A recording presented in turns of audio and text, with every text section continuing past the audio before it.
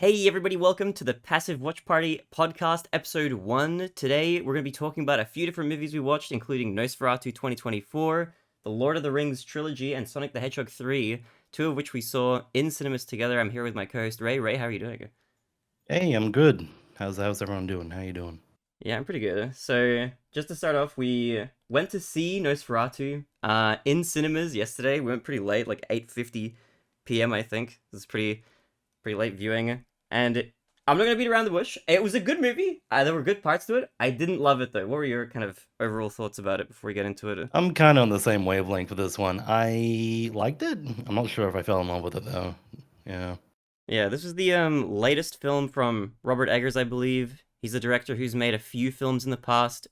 Which one of which I've seen. He's known for doing The Witch, The Lighthouse, and The Northman, which have all been Mm. pretty highly acclaimed films. I've only personally seen The Lighthouse out of his films, and I really like The Lighthouse. The Lighthouse was amazing, very atmospheric, very creepy. I have nothing but praise to say about that movie. I haven't seen the Yeah, The other two. Lighthouse is great. I've seen the other two films, The Witch and The Northman. They're also like very sort of. He has a unique tone that he puts in all his movies. I feel like. Yeah, So you can definitely see whenever you're watching a movie whether or not it's his.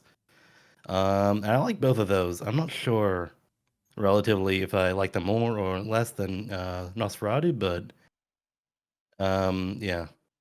yeah. I can only speak to The Lighthouse that he made, which also featured Willem Dafoe, who's an actor who's going to be in who was in Nosferatu as well. But I did like The Lighthouse quite a lot more, and I spent a bit of time thinking about why that might be. I think also because of that, this is something that we were talking about in the car when we were driving to the cinema. Actually, I think we both had like fairly, I don't want to say like really high, but like fairly high expectations of the movie. I wasn't really going in with no expectations, which is not the case for all the movies we're going to be talking about today. But I think um, maybe the movie not living up to like the high expectations that I put on it before we actually went to go see it maybe affected my enjoyment of the movie. And even actually just as like a meta point, outside of the movie itself, I think one thing that affects at least my enjoyment of a movie in the cinemas is the crowd that we're watching the movie with. And I For think you sure. pointed this out when we were actually watching it in cinemas. There were a few people who were like snickering and laughing throughout the movie at random points, which is a bit distracting. Um, Yeah. Well, we'll go into why later, but it's definitely one of those movies that can evoke a certain type of laughter from the crowd. I feel like it has a lot of funny moments. Yeah, for sure. There were some like wacky points throughout the movie that I really didn't expect. Yeah. I didn't expect to go into this movie um, thinking that it would be a little wacky, a little goofy at times. Probably in some places unintentionally so. But I did actually do some preparation for this podcast episode. I actually went through. I went back and watched most of the 1922 silent film Oh, Nosferatu, which this film is a direct adaptation of. So a little fun background context for anybody who doesn't know the exact lore or whatever. Nosferatu in 1922 was a movie that was an unauthorized adaptation of Bram Stoker's Dracula the book. It's not the first film that was ever an adaptation of that novel, if you consider it an adaptation. There's a few plot points changed, a few interesting themes in this movie that are not like directly taken from the book, but like 90% of this story is just directly pillaged from Bram Stoker's Dracula and even other versions of this movie of Nosferatu, because this is, I think, the third. There might be more, but I know of three different versions of it. There's a 1922 film, the silent film that I watched. There's a movie that was made in the 70s, I think, which I didn't see, but I think Willem Dafoe was also in that, except this time playing the bad guy. And then there was this version of the movie, and they all have differences. Some of them, I think the 1970s one uses names from Dracula instead. Um, but that gave it a bit of interesting context as far as looking at this movie as like an adaptation of an existing work.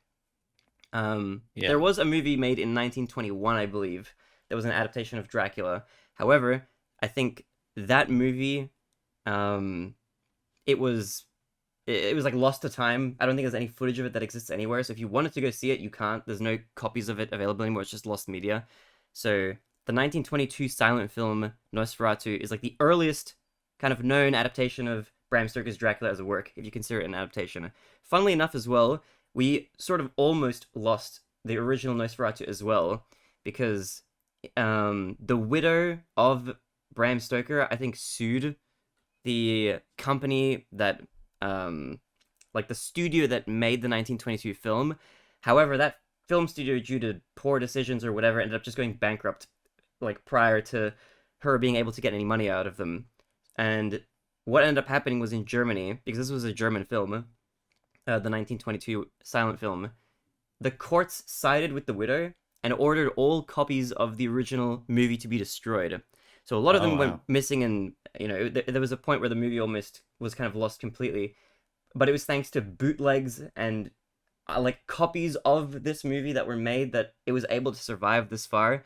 And it ended up being a really big cultural phenomenon. We'll talk about, like, once we get into discussing the modern film as well, some tropes that have persisted that were original tropes that came out of this movie. It exists in this kind of weird space in pop culture where without Nosferatu, there probably wouldn't have been this growth in popular culture as far as like vampires are concerned. Like a lot of vampire movies that everything to do with vampires in like the modern um kind of space as far as like dark fantasy and horror is largely thanks to the success of Nosferatu, the original movie. Without it, it's hard to say like what the landscape would be because it's like a progenitor of this kind of genre. A lot of people who are very into film cite the 1922 version of the movie as like a like a pillar of horror. It's like an essential work.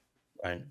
So it's interesting from that perspective. But that Wow. aside, Thank you for the information. Yeah. yeah, so I did a little bit of Wikipedia scouring, but That that just goes to aside, show some of the pros with the black market distribution too. Okay, the prolonging of art, for the sake of art. I yeah, I think that's think true. it's a good thing. There's a lot of I can't think of any off the top of my head, but I feel like I've just anecdotally heard of certain kinds of media and movies and shows and whatever kind of sticking around thanks to bootlegs essentially keeping them around. It's the case I think for a lot of like much older films as well, like this that might have otherwise been Yeah. lost to time. We can Mm. talk a little bit about our kind of spoiler-free thoughts. So what we thought of the movie without going into the plot details. We will, of course, for anybody listening, we'll dig into the meat of the movie. So if you're interested in dissecting certain parts and scenes and stuff, if you've already seen it, we will do that. But if you're just interested in whether or not you should go see it, then we can talk a little bit about that. But I'll get Ray to take the reins. What do you think? What were your kind of overall thoughts of the movie, the Yeah. themes, without going into There are the a plot? few points about the movie that, in particular, I enjoyed. I felt everything to do with the production, like the set pieces and the set design, I thought looked really great. Mm-hmm. I think it added to like the atmosphere of like this gothic, like mid 19th century Germany. I think that really helped that. Um, I liked the main actress's acting. I think it's Lily Rose Depp. Yep. I thought she did pretty well. I wasn't super ecstatic about the rest of the cast. Maybe for whatever reason, I'm not sure. Just didn't resonate with it as much. Mm-hmm. Um, and then further to that, I think a lot of the colors were nice. It kind of was reminiscent of it wasn't exactly black and white, but it had a lot of a lot of darks and blues with the darker scenes and more orange yellows with like the lighter, brighter indoor scenes, which I Mm-hmm. think helped with the helped solidify the sort of creepy gothic atmosphere further, and helped with some of the framing and composition of certain shots too. So I thought that was pretty great overall. Mm-hmm. Yeah, I agree with you there. I Um, think yeah, the yeah. lighting throughout like the entire movie was like a major kind of point. I mean, a lot of the themes of Nosferatu center around like shadows and this sort of stuff. So Yes. lighting and as like a motif throughout the movie plays a pretty important role. And you kind of get that throughout the whole movie. There's a lot of scenes where if a scene is cold or it's dark, it's very it's very desaturated. It's very grayscale. Like it's almost black and white at times. There were a lot Yeah, of I think that was intentional. Yeah. yeah, I think so. Like that's I think like a double there's like it's like a double meaning almost. One, it conveys like this sense of what the atmosphere is like in the movie. It's very bleak, it's very grim. It kind of represents like the story in the movie as well a little bit. It reflects that in the colors of the movie, but also I feel like it's like an homage almost to the original 1922 film as well because that movie was a black and white silent film. So I feel like by using black and white um as like a sort of harsh Um, I don't even know what I would call it. It's like it's almost like that it's conveying like the themes of the movie or like the feeling of the movie really well, but it's also paying respects to like Yeah. its origin a bit. And then when you were there were shots where you were inside, where you were near a fire, and it was like this glowing orange light kind of overtook the whole frame. It was almost hard to see. So you really got that Mm. feeling of like the warmth from just that. Like the lighting plays a really big part throughout, and also to touch on the acting in the movie as well. I liked the performances overall. I wasn't super crash out on most of them. I didn't have anything against any of the performances, but like you said, I think this was a really good performance from Lily Rose Depp. I haven't seen her in any other movies or TV shows. I think she also played in something called The Idol, which is this like weird project by singer The Weeknd. It was this Oh. strange show that was like kind of a flop. It was just bizarre. But this is the only kind of movie I've seen her in, and she did pretty well. I liked her acting throughout. There were times when I don't know if this is done like intentionally, but it came across as almost over the top. It was very borderline. There were some scenes that were exaggerated, but to the point where it was almost comical. I Mm. don't think it quite crossed that threshold into like, okay, this is a bit nuts. Um, but there were a couple scenes where I was like, okay, it's a Yeah. little, it's There are a few scenes in particular too. I agree too that it seemed very dramatic. yeah, But maybe without that's getting into it, yeah, yeah, it was like almost melodramatic. But I think that's kind of a it's yeah, consistent throughout the movie. It's not a case of like there was like one dramatic scene, but then everything else is pretty subdued. Like the whole movie overall is very over the top and overstated. So it fits in, like nothing kind of like popped out as like, okay, this doesn't fit into this movie. It was just kind of a that's just worth kind of pointing out, I guess, as something that I sort of noticed. I also personally I really liked Willem Dafoe. He plays the professor in this movie. Um, yes. without going into any specific scenes or whatever, I thought his performance was great. He has this very sort of like I don't know what I would compare it to. He's almost like a Broadway actor. He's very like flamboyant and over the top. He portrays his characters very differently to like some of the other characters in the movie. Um, he's almost like sing-songy at times. Like he looks like he's gonna like almost dance around the stage at certain points throughout the movie. But I kind of like that. He brings a very unique kind of energy to this movie that he brings to like everything that Willem Dafoe's in. If you've seen Willem Dafoe in other movies, he brings like his kind of trademark style to this movie as well, and it's great. It fits in perfectly. It's great. It's awesome. I loved every scene he was in. Most of my favorite moments from the movie were moments that had him in the scene as like a major part of the story, at least personally. Yeah, I gotta agree with that. I think Willem Dafoe was pretty amazing in this movie. I think he does great in almost every role he's listed in nowadays, but he's just Hmm. one of those standout actors that draws your attention whenever a film gets cast. But yeah, I think the professor role was great. Um, so he was definitely a standout from the rest of the cast, I think. Yeah, it was a big highlight for me. Um, Another kind yeah, of another notable actor that's in this movie that I actually to to the credit of the actor, I didn't actually know it was him in this movie, but Nosferatu is played by Bill Skarsgård in this film, who right. if you've watched a few movies, you might recognize him from the movie adaptation of Stephen King's It. Um, Oh so yeah. he did a pretty good job. His I don't know how I feel exactly about his version of Nosferatu. It is different to the original Nosferatu in some sort of ways. One thing that sticks out as just a sort of I don't know, I just noticed it. I couldn't help but look at it every single time it was in the movie. Nosferatu in this film has a very prominent mustache, Oh yeah. or Count Orlok as well. He has this handlebar mustache. I don't know if handlebar is the right word. He's got like a Ned Flanders stash. Um, which is different to the portrayal of both Dracula and Nosferatu in the other films. It's like it's rare that Nosferatu or Dracula is ever with a mustache. I couldn't think of a single time in any movie where he has a mustache. But interestingly enough, in the book Dracula by Bram Stoker, when Dracula is actually described in that book, he is described as having a mustache, which is interesting because you generally Hmm. don't see like depictions of Dracula in any forms with a mustache at all. And he's described in the book as having a pretty prominent one. So it's actually interesting that they chose to do that. It's weirdly more true to the book than probably any other adaptation, at least as far as that's concerned. Um, Yeah, that's interesting. I thought the Nosferatu character was pretty well done also. especially because you don't see much of his face throughout the movie. I feel like his voice is like kind of the standalone thing that really catches your attention. I Oh think yeah, that was done very well. the voice we'll probably get into. But his Yeah. yeah his performance was interesting for sure. Like it's got a lot of flair, and for some people, I think Bill's performance is gonna be pretty standout. For me, it felt really I don't know. Every time Nosferatu was around, it kind of like pulled me out of the movie with like how absurd and over the top it was, which again Yeah. is done intentionally. I don't think anything that came across in that movie was like a sort of oversight or an accident. I think it was all pretty intentionally crafted that way. Um, but we'll get into when we talk about the plot why I think I feel not well, I'm in two minds, I guess, about the performance. We Right. also got Nicholas Hoult playing Thomas Hutter, who's like a main character in this movie. Oh yeah. I Um, actually recognize Nicholas Hoult from his Mad Max. He oh yeah, played yeah, yeah.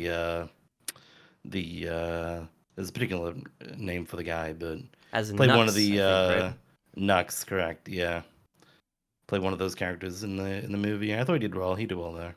Yeah, I think I think he as an actor is pretty good. I wasn't like super blown away by Thomas Hutter as a character. This is probably maybe just a problem sort of with both the original and the remake. It's just kind of one thing that I think is true for any sort of remake is that um you kind of risk when you make a remake inheriting flaws from the original media. That's kind of just unavoidable. If you're adapting a story and the story has problems that are essential to the plot, then those are hard to avoid. Or if there's certain characters that perform a certain role, then if there's flaws with those characters, then it's kind of hard to avoid them. And I think Thomas Harder was he was played pretty well by Nicholas Hoult, but I think he as a character was a very forgettable character. Like if you ask me to name like any character traits about Thomas Hutter, it would be that he's a real estate agent and he's a little cowardly at times, but that's kind of it. Um, Yeah, I thought his performance was fine. I had no issues with it, but it's just I think, and it goes for probably a lot of the characters in the movie. I'm not sure if I particularly cared, was that interested or engaged with like their trials and tribulations throughout the film. yeah, I mean that's true. A lot of the characters kind of have their spot in the story and they play it. Um, I don't think most of for most of the other characters it really matters too much to have um their kind of interests or desires or motives explored in any sort of detail. Like this isn't really that kind of a movie, I guess. But I would have personally gotten a lot more out of the movie had I been more attached to Lily Rose's character Ellen or Thomas, the lead in the movie. I think both of them weren't very interesting as characters, and they're not that interesting in the original 1922 film either. They're just kind of there to service the plot essentially of the movie. But Lily Rose's performance was really good. Um, I think one final note before we get into like the actual plot of the movie. As a horror movie, I'm a little bit conflicted. The movie felt almost more like a dark fantasy with a few jump scares. Like I don't the movie unfortunately I don't think does a great job of relying on like the ambient atmosphere to terrify you throughout the movie, which is hard to do. But I guess like some other immediate examples that come to mind of just unnerving either characters or movies. Christian Bale in American Psycho is really really good. That's a good movie as like a psychological thriller. I feel like for that movie you're kind of anxious on the edge of your seat for a lot of it. And as far as like more movies with like I guess monsters or horrifying characters, I also personally really like the original Alien.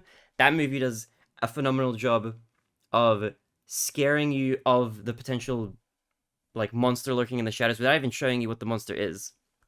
Um, this movie, I think it's good in certain parts, leading up to when Nosferatu actually shows up in the movie. But I think from an early point in the movie onwards, it's not.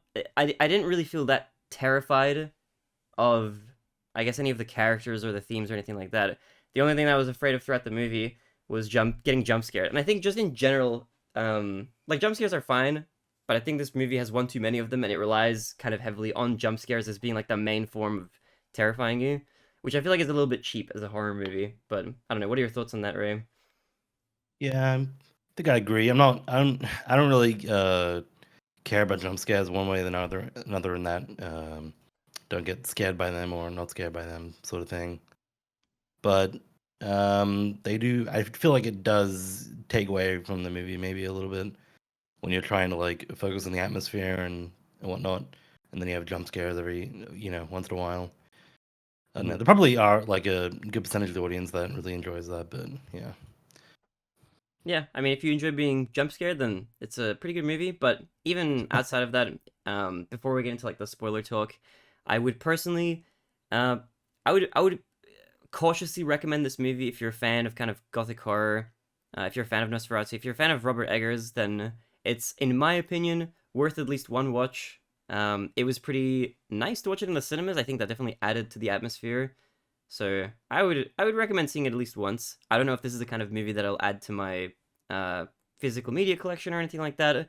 Nor do I think I'm gonna really rush to watch it a second time anytime soon. But it did make me want to watch more Robert Eggers movies. I want to rewatch The Lighthouse at some point and watch Yeah. a couple of the others. I think if you're a fan of Robert Eggers, this is definitely going to give you everything you expect.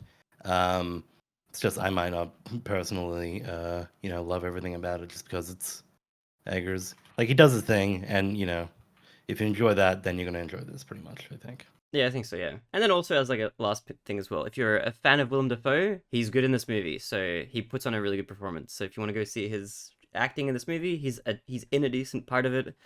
And his performance is great, very very memorable. So would recommend.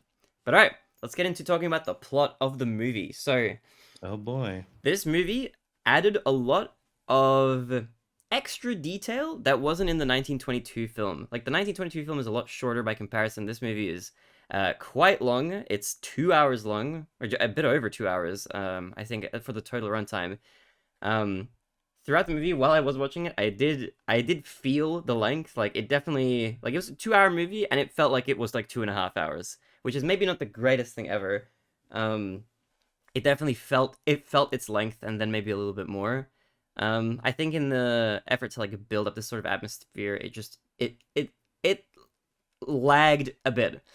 Anyway, at the start of the movie, we we get introduced to our character. We get introduced to Thomas Hutter, and this movie is essentially, the plot of this movie, if you haven't seen it, is, to summarize it, is a vampire moves in next to a real estate agent to suck off his wife.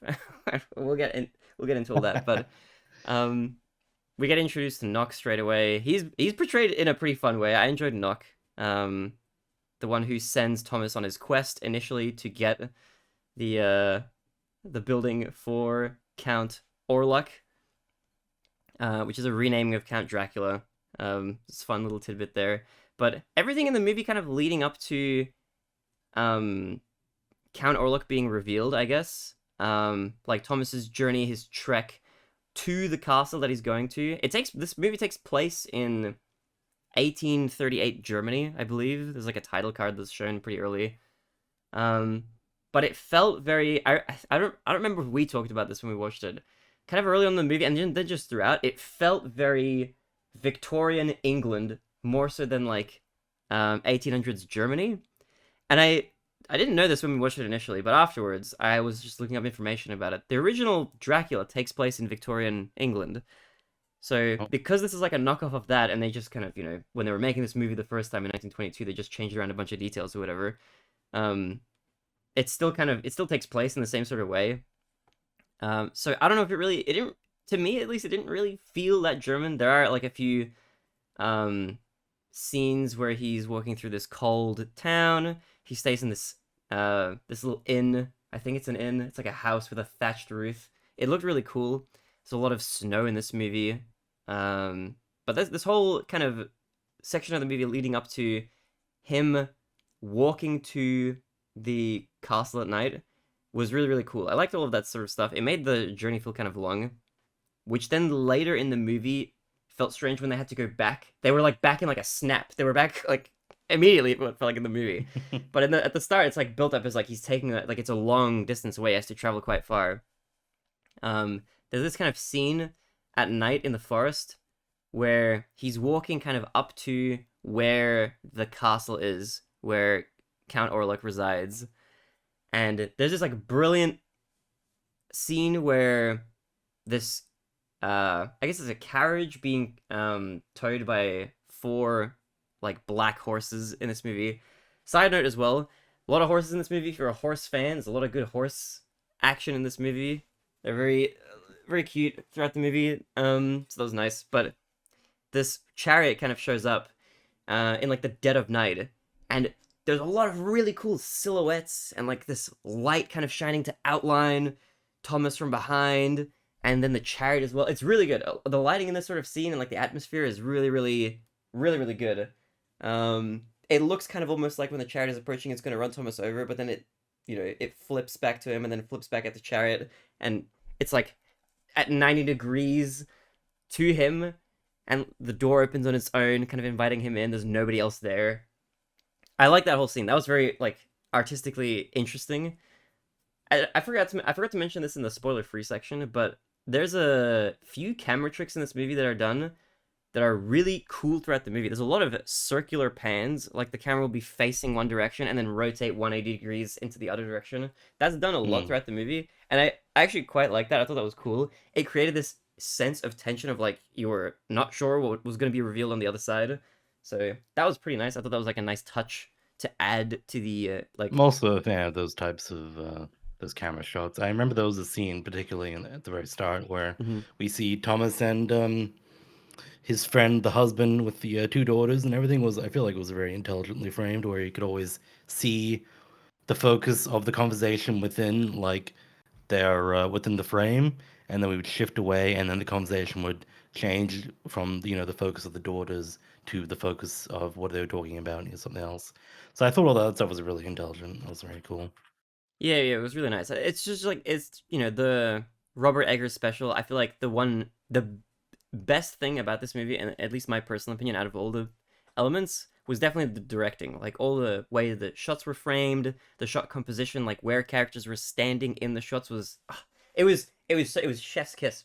It was so good. There were a lot of Yeah. scenes where it was like a frame of a scene, and it would be centered on like a door frame in the middle, and you would have a character standing off to the right or to the left, or they'd be side on to the camera, even like facing off screen. I loved all of the shots. It was really well put together. It kind of reminds me of like it's a very different directorial style, but it reminds me a little bit of why I like directors like Wes Anderson, who's also very stylistic in how like shots are put together and how they're composed and where characters stand and where every element of what's in a shot, like every prop, every piece of furniture feels like it's purposefully placed to kind of paint like a picture of every scene. I really like how that's done. It's very noticeably well done throughout the entire movie. Um, and then I think my problems with the movie start as soon as we reach the castle. So the first part of this movie is just kind of building up this, um, the start of the movie, and it's a lot longer than the start, like the first act of the 1922 film.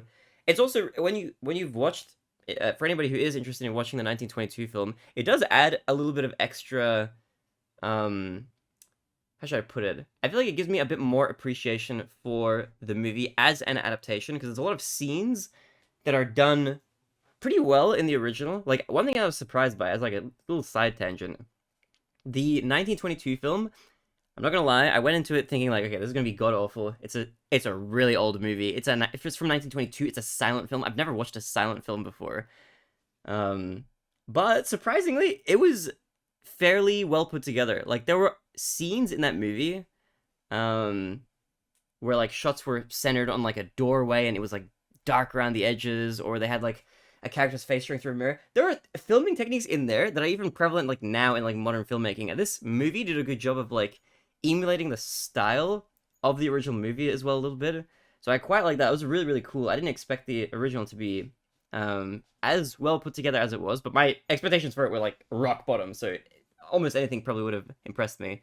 But this movie had a Yeah. lot of that as well. They had a lot of these shots of the castle when Thomas is first approaching, you get these massive archways filling up the frame all the way to the top. You get a really um like a sense of the scale of a lot of the architecture in this movie, especially the castle and how like imposing it is. There's a lot of corridors you see that are close to the camera, but they're completely dark. You can't see down them. Um, when Thomas first kind of runs into Count Orlok, to get him to, sign for his new lease to move in next door, um, he he doesn't really make any eye contact with Count Orlok throughout like the first kind of scenes that they're together, and the movie does a good job of making it really hard to make out what Count Orlok looks like. He's either like a bit too far away, a bit out of focus. The lights maybe behind him, so he's more of a silhouette than like a well-defined character.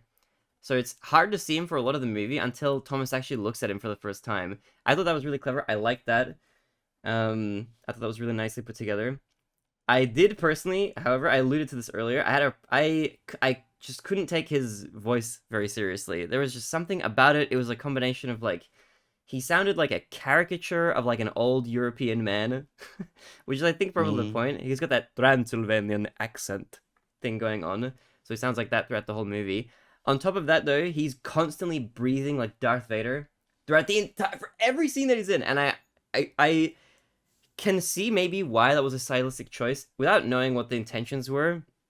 If Count Orlok is like a corpse essentially that's being brought back to life every single night because he's a vampire. So he's a corpse by day, but he sort of comes to life as Nosferatu at nighttime.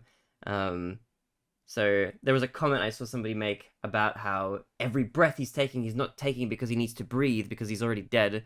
He's taking each breath to get his vocal cords to work at all so that he can speak essentially. And it's like it's a Mm. cool idea, but I think in the movie it's really distracting. Like there's constantly just breathing, like, and he takes like 1,000 years to say everything he needs to say. It sounds like he's like speaking like Darth Vader with a Transylvanian accent. Um, there were times throughout the movie I wasn't sure if it was Count Orlok in a scene or like an old man snoozing behind me in the movie theater. It was very goofy. So I think Right. that broke my immersion a little bit. It was like um hard to be like suspending my disbelief and kind of feeling like I was in the world with as goofy of a character as Count Orlok ended up being. But that's just Yeah, I think maybe I might disagree a bit there. I feel like the yeah. voice actually sort of enhanced the experience I had with the movie. I feel like Okay, for okay. Nosferatu is meant to be like this sort of ancient, intimidating, looming figure. He is gonna like always. You feel like he's meant to draw your attention whenever he's on the screen, Hmm. and I feel like they executed that pretty well. Um, yeah, and it's like very distinct from all the other accents in the movie. I feel like everyone else had more of a British accent, which was probably more in line with True, yeah. um, their character maybe. But yeah, I think they did well like differentiating him between from everyone else. Yeah, he does sound like very uniquely different from all the characters. But yeah, for me it was just kind of like I don't know. I was thinking of like the dad from Hotel Transylvania or like the Count from Sesame Street. It was just I don't know. The images that I was conjuring in my mind were like just goofy and wacky. So for me it was hard to take him seriously as like this intimidating, serious kind of looming villain in the movie. But again, that might be just like a personal thing. This might just be I might for me it might be a bit over the top, but like you said, for you that like kind of almost enhanced it, like it was adding to the flavor and the um like the style and the atmosphere of the movie. So I can see that. I can see both sides of Yeah. it. I also But like the this is a little tidbit. I noticed they added booming sound effects whenever he was walking around too. oh yeah. This is another thing they added that I thought was a nice touch. Oh, actually, one thing that I also liked as well, and it's this is again one thing that might be borderline a bit wacky depending on like how it tickles you, but I actually quite liked it. Um, the sound effects in the movie were pretty good. Like the sound design overall, like the music as well. All everything to do with audio in this movie was fantastic. Like all the Yeah, levels were I balanced. agree. It was easy to hear everything. There weren't any times where I felt like a character was muffling and I couldn't hear them, which I feel like is sometimes a problem with movies. Like the audio is mixed very weirdly, and when you're watching in the cinemas, like a character might be kind of mumbling or they're being what's the word, like overpowered by like other audio. That was never an issue in this movie. It did a really good job of kind of balancing like this eerie background soundtrack, which was great, by the way. The soundtrack was awesome for this movie. It really, really added to it. But even all the actual sound effects they were using throughout the movie were great. I liked whenever Nosferatu took a bite of one of his victims. You heard this like almost like apple crunch, like whenever he would take a Yeah. bite. Like it was very like over the top, but in the same way that everything else in the movie kind of is. So it definitely adds to that kind of that style. So I quite like that. There's a lot of eerie chanting and screeching, like mixed well with the I feel like in Yeah. the soundtrack too. It really helped sell the horrifying atmosphere. Yeah, it was definitely a very atmospheric movie. I think I got a bit popped out of it, and then it was very easy to get back into it every time it did break my focus a little bit. Um, there was also a scene kind of in that section towards the end of the first night at the castle for Thomas, where he cuts his finger trying to cut a loaf of bread. Um, and it zooms in on camera, like he sees the blood there. He's like, okay, you can stay here with me, and he's made to like go sit by the fireplace, and like the the scene where he's like looking into the fireplace, he makes this like he makes a great terrified expression. To be totally fair to Nicholas Hoult, he does a great job of like expressing terror in this movie. Like I feel like with his face, you really get that sort of sense of like he's this he's feeling like he's in trouble, like there's impending doom looming Yeah, over the I do horizon and remember everything. the exact scene you're talking about. Yeah, that was Yeah, but a that very dramatic looking expression. yeah, he pulled this really, really dramatic face. It was a bit too much almost, and that was just it made me chuckle because I wasn't expecting it. So there's a few parts of that. It reminds me of like other movies where I've seen like I don't know, we're gonna be talking about it later, but like in Sonic 3, that's a movie that has a lot of like goofy, wacky like faces with people with open mouths. It was like reminiscent almost of that. Like it wasn't I don't think it was Mm. meant to be funny, but it just I don't know, just tickled me a little bit. Um Might have been. I feel like with stuff like that, anyway, it's usually not the actor's fault. It might just be like the direction of like how you're meant to, whoever's telling them how to act, so to speak. yeah, I don't even it's not like this is not a I think this is a symptom of like a broader issue I probably have with the movie. It's not a case of like the direction was bad in that one scene or anything like that, or that the actors were overacting. Because like I said it kind of earlier in this podcast, it felt like the whole movie was exaggerated kind of on purpose. Like that's part of the style of the movie. Like I feel like it's very intentional. Like every time there was like a bit of an over the top scene, or Yeah, it was a bit over, like a bit exaggerated or anything like that. I feel like that's all done on purpose because Nosferatu is like a bit of a wacky story, and with something as old as Dracula, it is very kind of like it is it does lend itself to goofy moments and stuff like that. So I think they did it well, but yeah, I think just overall that kind of it was just tiptoeing a little bit too close to it being too exaggerated throughout the entire film. It wasn't like this scene in particular, but I'm illustrating this point from this scene as like a sort of a bigger issue I had with the movie. There were constantly points yeah. throughout where it felt like it was a bit over the top. Well, I But wonder if I can steel man that a little bit because in the sense that mm, you're coming face to face with like this Nosferatu, this supernatural ancient like demon vampire character.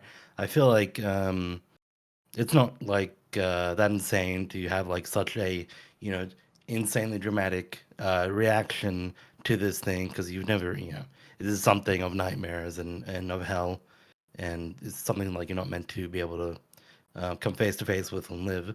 So I wonder if that's might be part of the reason why they went over the top with some of the dramatic expressions. yeah, yeah, I mean, I agree with you. I don't think this makes the movie any worse or anything like that. It's just a kind of a case of like what affected The my personal personal enjoyment preference of it. thing. Yeah, because like I That's said, I fair. don't think any of it was done badly. It wasn't like a movie like The Room where the acting is just crazy all the time because it's just these people have no experience acting or anything like that, and it's like this um just this wacky movie because of that. This is definitely like stylistically wacky, if that makes sense. Um, like it's all done very purposefully. So if you I think are into that um kind of like style, then the movie does it really well. Um, but yeah, as far as then plot points go, we can kind of fast forward a little bit from there. He gets the signature, he goes back. Count Orlok is going to be moving in, baby. So he goes back home, and I kind of wish there was a little bit more of Ellen in the movie. It kind of feels like her only role is to have these convulsions and seizures. Um, she's made this kind of like almost pact, like a contract with Nosferatu at the beginning of the movie when she was younger. Which is not something that's in the original movie, actually. It was a nice touch. I did like that addition to give context for like the later scenes and how he comes back. Um, this movie, one thing I liked, but I was reading a few like good reviews of the movie and some bad reviews. I noticed some people were complaining that the movie was too sexual.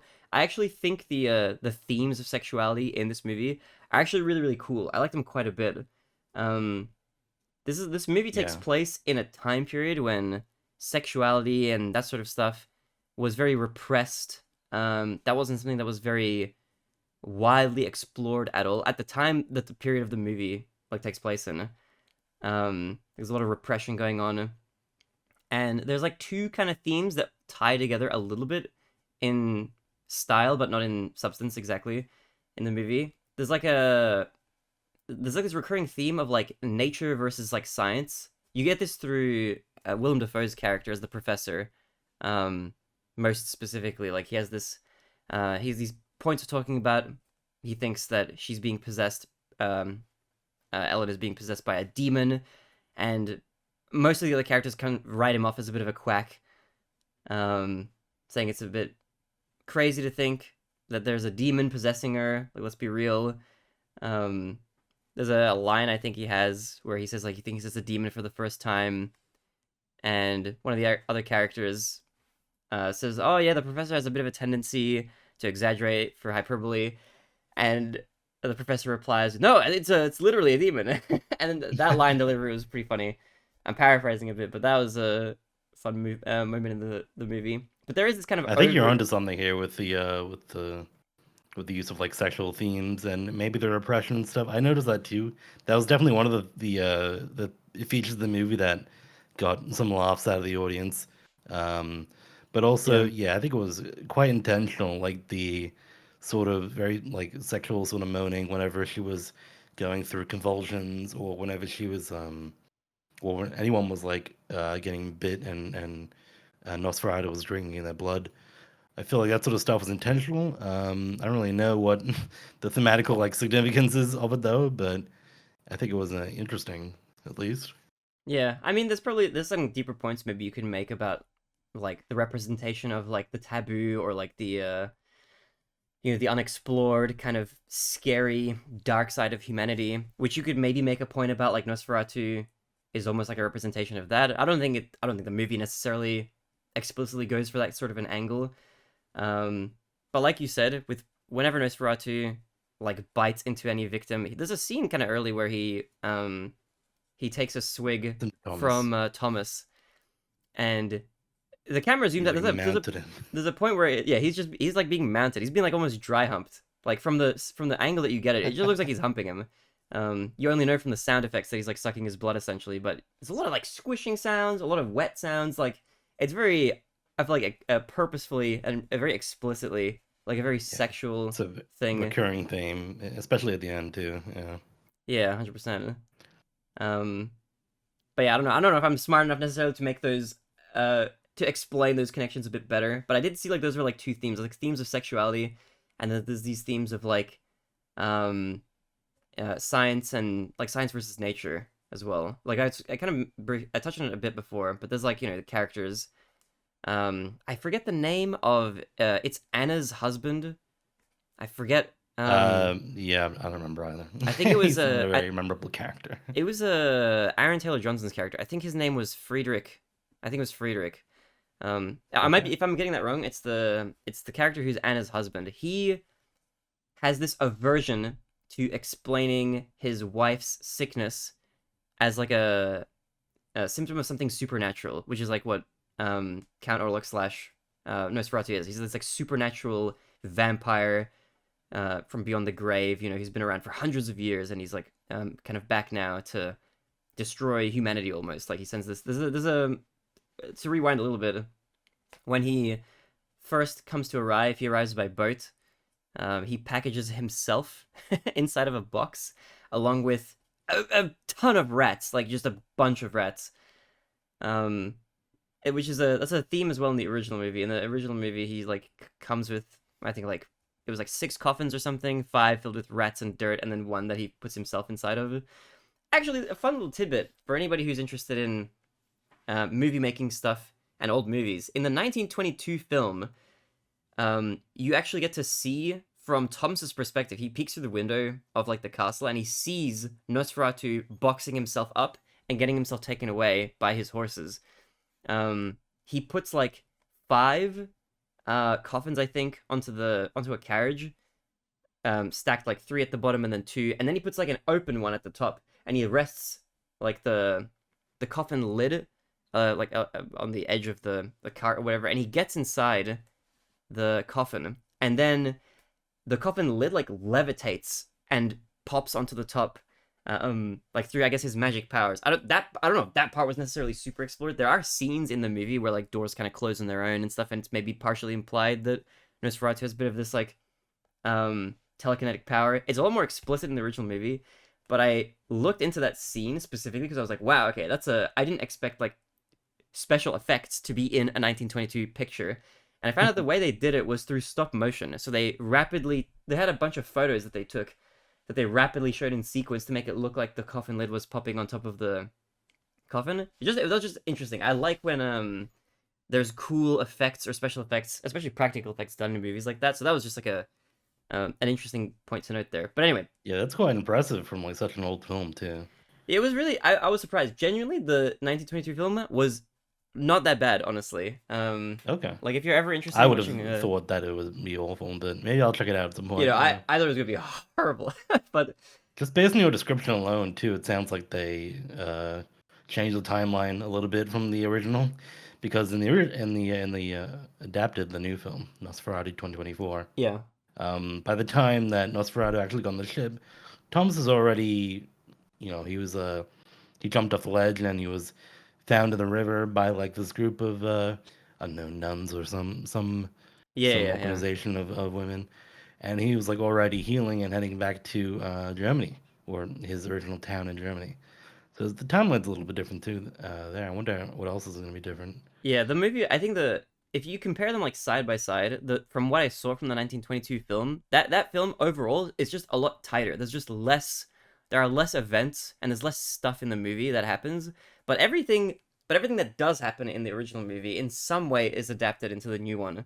But the new one has like it has quite a lot more extra content, and especially in the first, I want to say like the first half of the movie, there's a lot more extra stuff in the new one as compared to the old one. The old one kind of just gets into it really just quickly right away. And Thomas is set off on his journey to go to the castle quite quickly. Like it's pretty early in the movie that he does that. Um and even Count Orlok's depiction in the original movie is pretty different from this remake. He's kind of presented initially like he's this just an old man in a coat, and you only find out much later when Thomas in the original movie sees him rise from the grave for the first time that you realize he's a vampire and he's Nosferatu. He's kind of just portrayed as this like weird old guy. He's bald, he's got a coat on, but it's not obvious that he's like a vampire straight away. Whereas the Yeah, new okay. movie, I don't think leans into that at all. This one kind of is a very explicitly like as soon as he's taking the carriage to the castle, some shit is gonna go It's like down. something is in wrong. Yeah. Yeah. And from the first moment you see him, it's already like he's the way he talks and the way he's just kind of looming at the top of the staircase. You can't even see him. There's a line, I think, I forget if it's what exactly the line is in the new movie, but one of his first lines is like, you're late. You came here. It's already midnight. The servants have gone to sleep or something like that. Which is also like those are the first lines that he speaks to Thomas in the original movie, which is pretty cool. I like that line too, just because it's like almost implying like that there are servants, but I think that the if you want to read into the movie a little bit, I don't think there really are. I think he's just there by himself.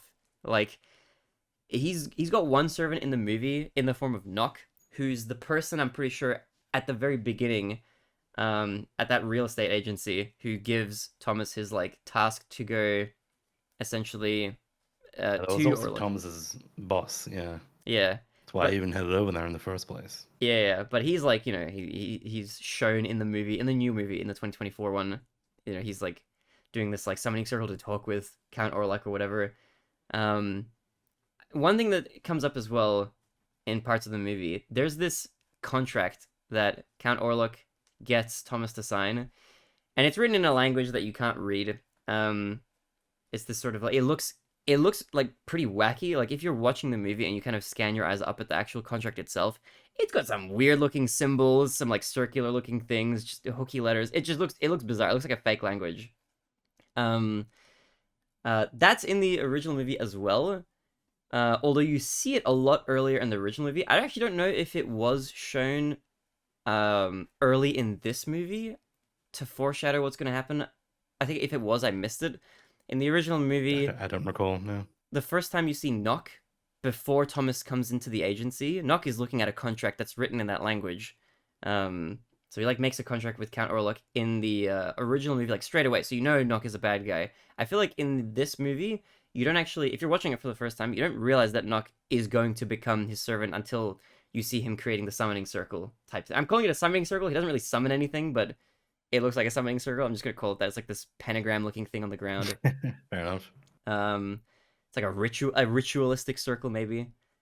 So that was interesting. But that language, for anybody who's curious, I think it's called, at least in the original movie, it's a language called Enochian, which is like I think it's like a fake language. It's like a constructed one or whatever. But it's cool that like the new movie like has these elements that were in the original.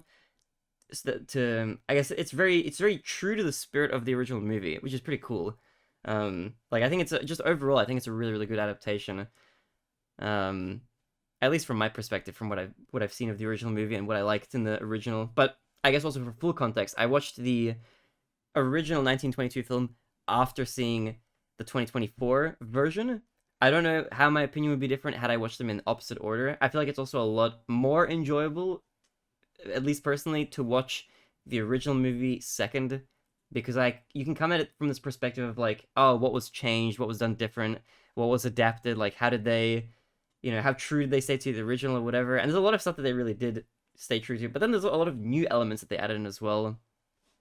Um, there's kind of like points that I had in my head, sort of Yeah. throughout. But yeah, Knock in the Oh, just movie. side tangent. I remember Hmm. that you mentioned like a particular scene, like when he was handing over the gold, Nosferatu, and that is was handing over the gold after the acceptance of the contract or whatever. And Hmm. he mentioned how the camera was actually, it felt like it came into focus on the treasure trove and came out of focus and into focus again. I actually Hmm. went back and looked at that, and I think you were right about that. I'm not sure what the reason Oh, was in yeah, particular, yeah, but it did seem like it was going in and out of focus, maybe just once, but yeah. So did seem like a bit of like maybe a technical mishap. I'm not sure. yeah, I'm actually glad that you did that, because one thing, I, something that I think, at least personally, I'm particularly sensitive to in movies is camera focus. And I just noticed there were like the movie has a lot of stuff out of focus and in focus, and changes what is being focused on in a scene that has depth, like in a physical space, um in interesting ways, and does it on purpose. But there was like one specific scene that felt kind of like a almost like a mistake. There's a scene like you described where Count Orlok is taking gold out of the chest, and I just remembered seeing it, and it really was jarring. It felt like it was like in focus, and then like the camera had to like refocus all of a second. Like if you're taking a photo and you kind of tap on something and it like refocuses on it, it just felt weird. There were a few times, like there were times when the focus was used really well, like something was a bit out of focus. Like where it was used well, I think, was when you first see Count Orlok and he's like in the background and Thomas is avoiding eye contact. It's never focused on him at the start. Like maybe it'll focus on his hand, but he'll be out of focus in the background. It'll be focusing on something more in the foreground, which I feel like is a good like representation of like Thomas is like trying not to look at him at the start because he's afraid of him. So Sure. that's when it's used well. But there were a couple moments, that chest one was the most memorable. But I feel like there were a few moments where like the whole scene was out of focus for maybe a little bit too long, or it felt like it was on like just focusing on the wrong thing, or like there were scenes when you saw characters sitting around a spot and the whole scene was just a tiny bit blurry. So I don't know if there were issues with like the camera Yeah. focusing correctly or whatever. There was a scene where a bit later in the movie, um Frederick, I think, the husband of Anna, he's um in a room in his house that has like a billiards table or like a pool table. And the whole scene was blurry. It like he was standing there, he was like a bit out of focus. The whole room was a bit out of focus. And I was trying to figure out like, okay, what am I meant to be looking at? Like where anytime something is blurry, I try to look for like what am I meant to be looking at? Um and the scene was like focused on a red billiard ball that was like kind of in the center of the screen, like at the bottom on the billiards table that was a bit closer to the camera than everything else. And I get that that's like a stylistic choice to focus on it. And then he came into focus a bit more when he came close to the camera, but I just didn't understand why that was done. Like I don't think there Mm. was any thematic reason. It just was distracting for me at least because I'm looking at the character in that scene where he's pacing around because he's like the focal point of like the plot of that shot. Um, I don't think the billiard ball represents anything. There wasn't any sort of like symbolic importance to the billiard balls. I don't think, at Maybe. least they showed I up a think few a times in lot the of the movie, but time, this sort of stuff is like it can be just like stylistic, you know, from the director or whatever, a stylistic choice. But yeah, that treasure trove one in particular, I couldn't figure out like a reason why they would, unfocus and focus. It just seemed more like a mistake. Yeah. yeah, I don't know. And So it's if that exists, there's definitely potential of that. There's more of that sort of stuff that it's I haven't noticed in the film. yeah, there were a few shots like that, and it could very well be the case that it's like, oh, that was done on purpose, and it's meant to convey some sort of message. But whatever, if it is purposeful and it's not just a mistake and an oversight, then whatever the point of it is lost on me. So that was like that detracted from it, especially because it was present kind of throughout the movie, all over the place. And then yeah, I don't know. There were scenes that were out of focus intentionally that came into focus when you would like pan to a character's face or something, but a lot of those felt like they were out of focus a bit too long. I don't know. That was just kind of like a noticeably strange either choice or, like you said, possibly a mistake. But I'll I'm gonna assume that most of it was a stylistic choice. It just felt a bit strange. Um, but I imagine most of it's stylistic, but anyway, yeah, there's like those parts, I guess. But overall, I liked a lot of things in the movie. I I think this movie, at the very least, if you're from the two movies I've seen from Robert Eggers, which is only the two, I've only seen The Lighthouse and this one. I think I might have seen The Witch a very long time ago. I think it's like a 2015 movie, and I can't remember it clearly enough if I have seen it to talk about it, so I'm just gonna refrain from it. But as far as like his movies are concerned, and I don't know if you'll agree with me here. You've seen all four of them. Maybe you have a clearer picture, so you can either agree with me here or counter my point. One maybe good thing or bad thing depending on like um your leanings or whatever is I feel like Nosferatu is a very simple story and a simple movie, which is not. I said the word simple. I don't think it's not a bad thing necessarily. Like the movie is very easy to follow. It's like event A happens and that leads to event B and that leads to event C. There wasn't any point at any part of the movie where it felt like anything was kind of left up to interpretation. Everything is pretty explicit, even like the things that could be representative of other themes, like the rats and Nosferatu himself or whatever. Like they're said out loud by a lot of the characters. Like there isn't anything, there isn't a lot that you need to read into to enjoy the movie. So I think a positive for maybe most people is that this is a very accessible movie to get into if you've never seen a Robert Eggers movie, but you're interested in like some sort of horror flick. Like this could be a good doorway into his other movies because something like The Lighthouse is a bit that's a lot more esoteric as a movie and probably a lot harder to maybe get into if you haven't watched a lot of artsy movies or if that's like not something that you're necessarily generally into. Um, and while I like this movie a lot less than The Lighthouse because of partially that reason, it's also probably maybe a movie that's going to be more appealing to like a wider audience just because it's very easy to absorb and get into. Um, there isn't like a lot that I think you don't really need to interpret anything from the movie, if that makes sense. yeah, I think I'm inclined to agree. I'm wondering why I didn't enjoy the movie as much as I maybe thought I would. And maybe the one of the reasons like you brought up was the story felt a little maybe simple and the characters weren't super like interesting or engaging beyond like just being like there to serve the continuation of the plot. Um, so yeah, in comparison to like another one of his movies, which is my favorite Eggers movie is The Lighthouse. I Mm-hmm. think that's the premise, and um, like the characters in the story there is so much more interesting to me because everything is much more open to interpretation, as well as the fact like you have these two characters who are going through a sort of madness, being stuck together on an island, Hmm. and in that sense, like you have different um, weird and supernatural and um, sort of uncharacteristic, of like normal people's like things that are happening, and it's like interesting to interpret that and how they're like going through it. Um, and especially, and maybe another reason is why the Lighthouse did two very like strong actors, and the performances were like super engaging like all the time, like Defoe and Hmm. I forgot the name of the other Robert main Pattinson. guy. Yeah, Defoe and Pattinson did like an insanely good job there, I think. And yeah, I don't know. I think those might be like a couple of reasons why I didn't like enjoy it as much as I thought The Lighthouse was as much as I enjoyed The Lighthouse. Yeah, I'm inclined to agree. I definitely think that movie was a lot more captivating, for a lot of reasons, but yeah, I think we kind of touched on them. Um, but yeah, I guess the big thing for me as well, we've had conversations about this, and we're gonna touch on this with the other movies we talk about as well. But I think a big thing that captivates me about movies in general is if I can fall in love with like the characters of the movie. So if there's a character in the movie, if it's a main character, whatever, if I can really get into the characters, then that'll excuse a lot of the other stuff that I might have issues with in the movie in general. I think a problem with this movie for me is that like I liked the performances the actors gave more than the characters they were portraying. So like I appreciate like, oh, this person is doing a good performance here and they're doing well and that sort of thing. But I struggled to care about a single character in this movie. Aside from maybe the professor, he felt like the most interesting.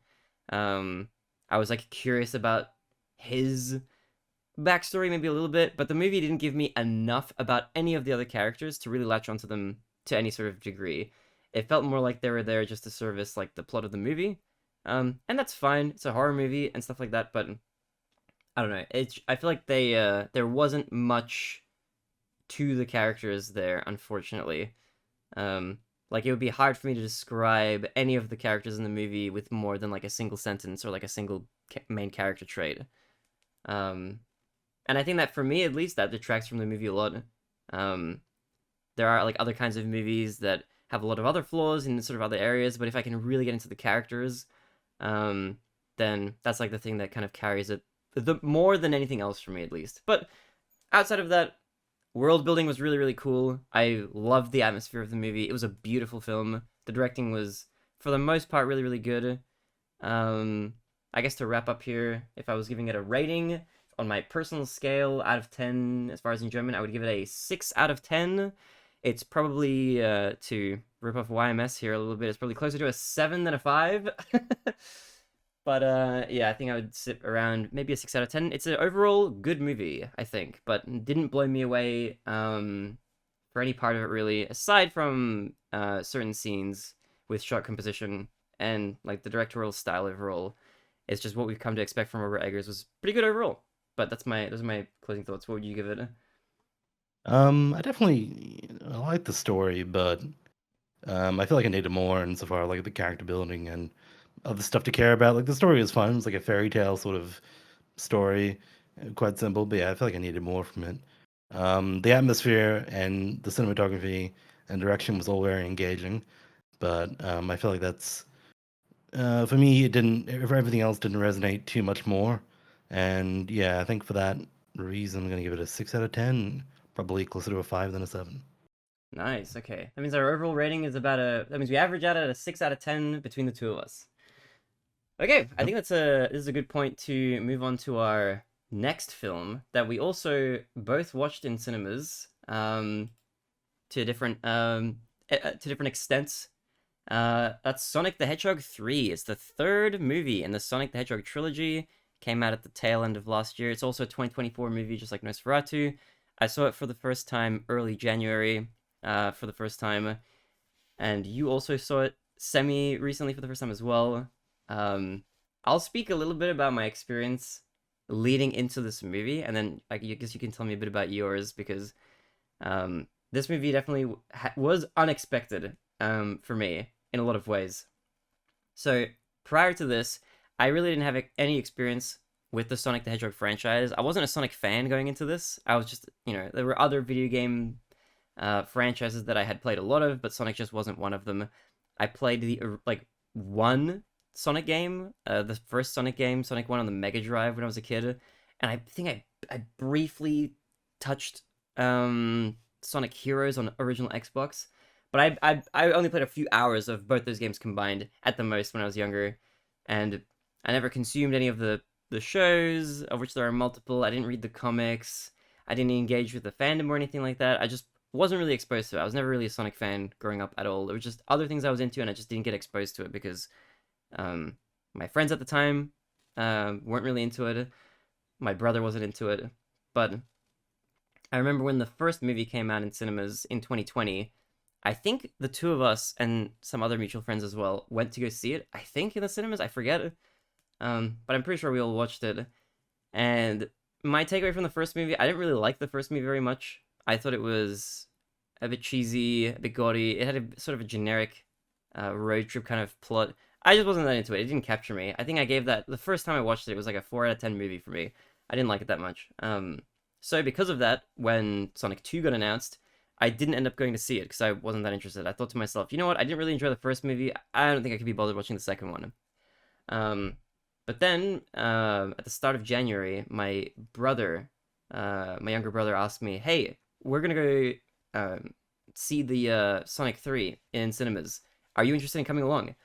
And for me, I like seeing movies with friends or family in cinemas. Cinemas are just like it's just a fun experience. I like watching movies that way. That's like probably my favorite way to experience a movie is in the cinemas if I can.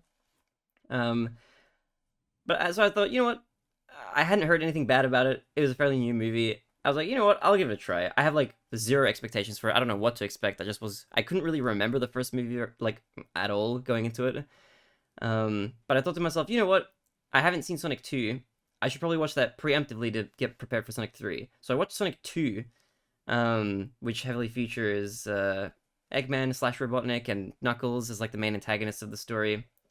And I watched that movie and I liked it a lot more than I thought I would. Like I didn't love the second movie or anything, but the first like watch of it I was kind of surprised by how much I enjoyed it. It was a pretty good story. It was captivating. It had fun characters, and um, it did a lot better of a job at getting me invested than the first movie did. So I was thinking like, okay, you know what? Maybe Sonic 3 will be a fun movie. Like maybe it won't be like a bad movie like the first one was or anything. That was my thinking at the time. And then I watched the third movie in cinemas with my brother, and I loved the movie. I absolutely loved it. I wasn't expecting to. The first time I watched it, I wasn't even sure. Like that, I was thinking like, okay, I think I need to see it again just because I'm not even so sure I really do like it as much as I did.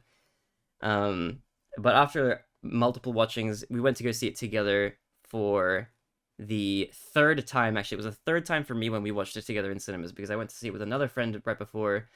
And those two subsequent viewings really cemented how much I love this movie. Like it's just everything about it.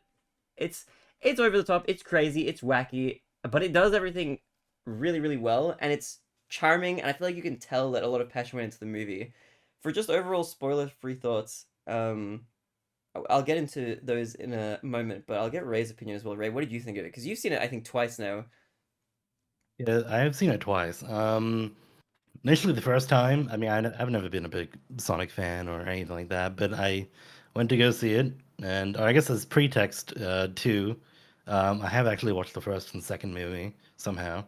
At some point, I got around to it. Somehow it's crazy. Um, but yeah, I wasn't an especially big fan of those two movies. Yeah, maybe too many unfunny jokes, and I wasn't really interested in the characters or the story going on. It felt pretty boring. But the third one, I think I had good expectations, and I think it kind of it met those expectations. Yeah. Um, I don't know. I feel like everything was executed much more. I feel like they had a formula for the first two, and they sort of like they maximized it and executed on it like way better in the third. I think they sort of understood like we have to sort of um, maximize everything that is fun for fun from the first two movies and get rid of everything that was a little less fun. So more Jim Carrey, more Sonic and Friends, etc., and less whoever the fuck Tom and Maddie. So I thought that might have contributed a bit to my enjoyment, as well as like maybe the general storyline was a bit more engaging than the first two. Mhm. Yeah. Yeah, I will say I agree. I think the performances in the movie were really really good. Jim Carrey is a major highlight of this movie. This is like Yes. he really went above and beyond to deliver a pretty crazy, really fun like portrayal of Eggman slash Dr. Robotnik throughout the movie. I loved him in this movie. He was a big part of my enjoyment for it. Um, just really good acting from him. I like Jim Carrey quite a lot in his movies. I feel like he's not everybody's cup of tea, but I feel like if you're into his sort of zany kind of physical type of comedy, then you get a lot of that from this movie. I feel like if you don't like him, then that might almost detract from it just because he's such a prominent presence in not just this movie, but like just the Sonic franchise in general. I Yeah, I feel like agree. I feel like I laughed at almost every Jim Carrey joke in the movie, probably. yeah, he's pretty good. His like deliveries are fantastic, and it's just yeah, his portrayal of Eggman is really really fun. Um, on top of that, like the portrayals from like the actors playing the main cast, Sonic, Knuckles, and Tails, and even Shadow, who was played by Keanu Reeves actually. I feel like all of those That's funny. casting choices are really really good. They all do a really good job. They're like different levels of different from how they're portrayed in other media. I know Tails is like the most similar, and then Sonic is like a little bit different. Knuckles is pretty different. Um, but I haven't played like enough. I haven't really played the games, so I can't really compare. Although I will now because this movie has definitely Sonic pilled me. I'm curious to consume more media. I'm just I didn't know there was this much like cool lore and stuff. Like a big thing for me was the story of the movie and then the characters' trials and tribulations within, and then how they were also kind of mirrored against each other. I'm trying to be a bit spoiler free at the start here, so without getting into stuff specifically, I liked how those narrative threads were woven together. I thought it was done really, really brilliantly. I like in movies when you have like different personalities or converging storylines and they're kind of woven together seamlessly. I feel like this movie did a really good job of that. And then the payoff for those storylines was really, really satisfying.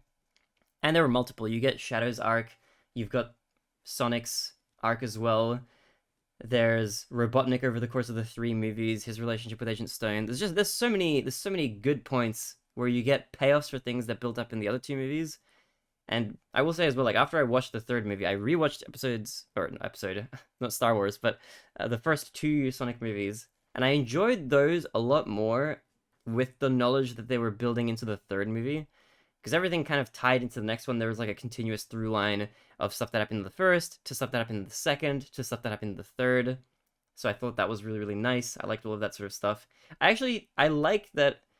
I both like that Tom and Maddie were not as prominent in this movie, but I'm glad they didn't get rid of them. I feel like their presence in the movie Ooh, okay. trilogy is actually kind of a welcome addition. Um, it's kind of nice. It's I wholesome. honestly, I feel like if they just removed those two characters from the franchise, it'd be way better. Oh, okay, I interesting. feel like I every time they were on hardcore screen, I was disagree. like, please get these guys away from me. Oh, okay, interesting. Just taking up content from like the actual like interactions I cared about. Interesting. Okay. The thing is they're pretty I we'll get into this in the plot section a bit more, but I feel like their presence is like pretty important for some of the stuff that made this movie good. So I would hardcore disagree with you there. I feel like their presence in the movie is like pretty nice. I like that they're in there, but it's hard for me to say exactly why without going into the plot. So Okay. I will say for the to put a cap on my spoiler-free thoughts is if you saw the first movie and you didn't enjoy it, but you didn't absolutely hate it, this movie is definitely worth a watch. I think it's pretty fun. It's a lot tighter than the other two movies. It's shorter than the second movie. I feel like a lot more happens in a lot less time. There's never really any sort of downtime throughout the movie where like nothing is happening or you don't really have a chance to get bored, I think. Um, Whether or not it's your like sense of humor, that's a bit harder to say. There's a lot of comedy in this movie, and if you don't find it at least a little bit funny, or if there isn't like if you're not into Jim Carrey's kind of style of physical comedy, then it's probably a lot harder to get into. But highly recommend if you can watch it in a cinema. I would recommend it. Although I think now it's out on Paramount Plus. If you're interested in giving it a watch, 100% go for it. You don't really need to watch the first two movies to get like 95% of the enjoyment out of this movie. It's fairly standalone. You miss out a little bit of context on some of the other human characters, but if you're like Ray and you're not really into them, then you don't really lose much from not watching the other two movies. I definitely think this is like by far the best in the trilogy. It props up the other two movies Yeah. quite a lot.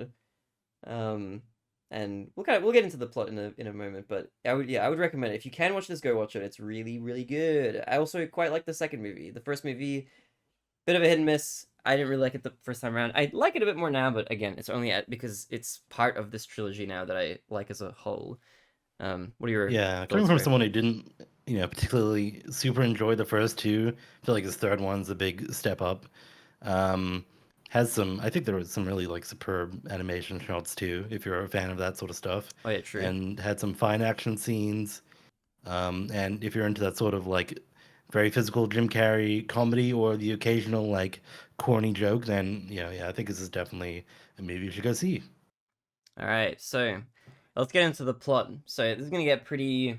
There's a lot of plot in this movie, and I thought there were a lot of things done really well. There's a few different narrative threads. So we can kind of talk about them one by one.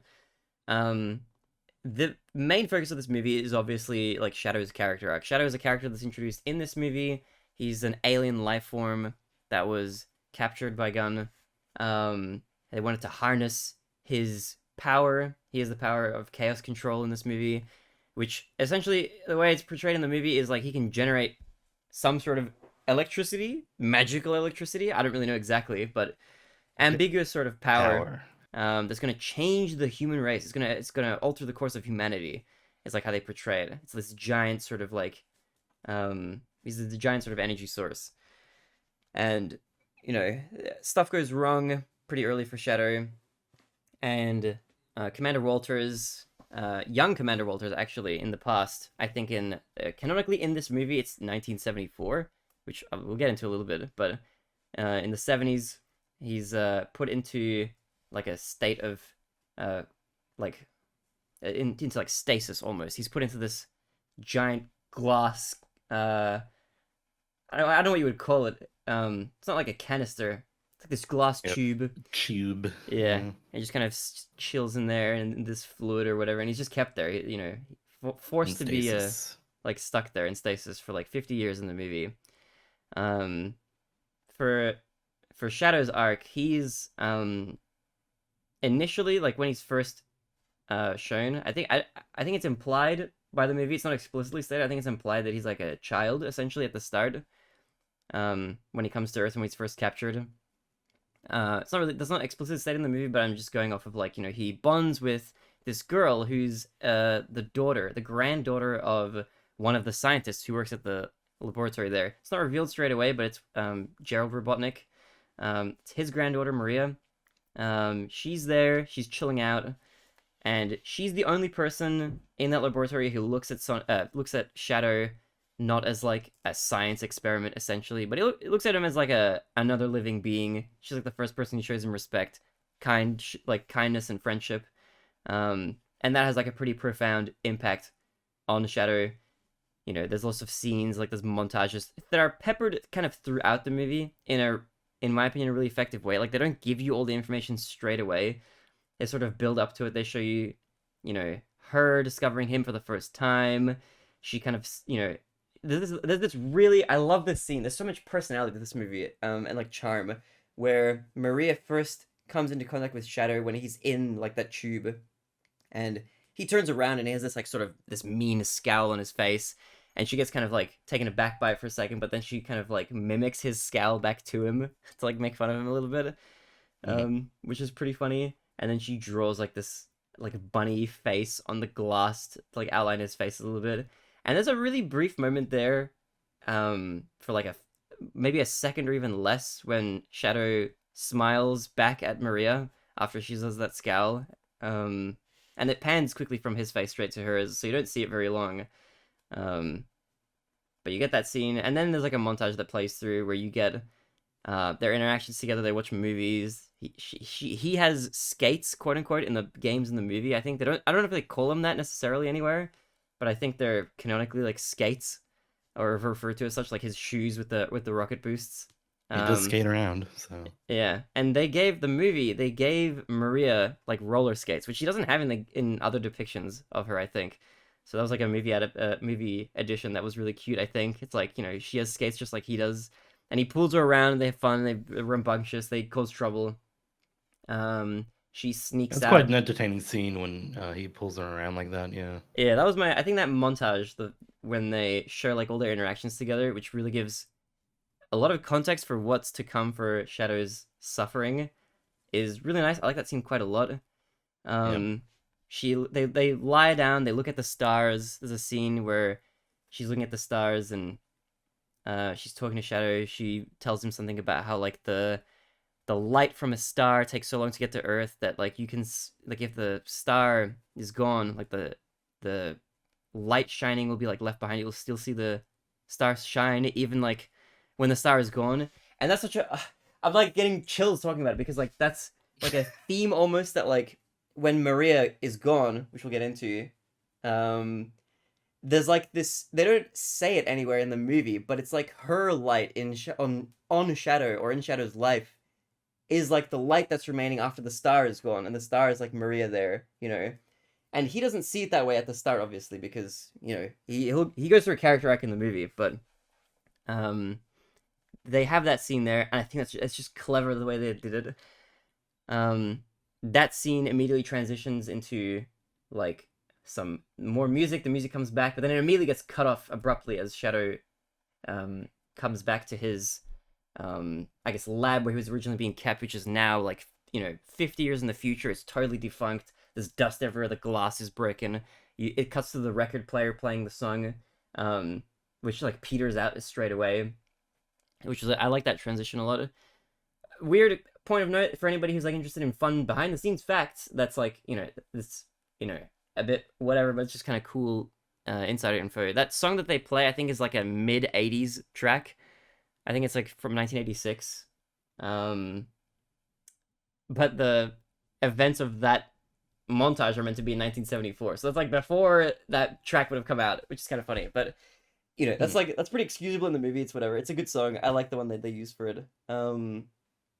And then a lot later, this the point of Shadow's character is like he's trying to seek um justice for Maria because he feels pain. Essentially, what happened was this gets shown a little bit later in the movie. You don't get it straight away. You just know that she's gone for some reason, and he talks about how he has pain and it's not going away.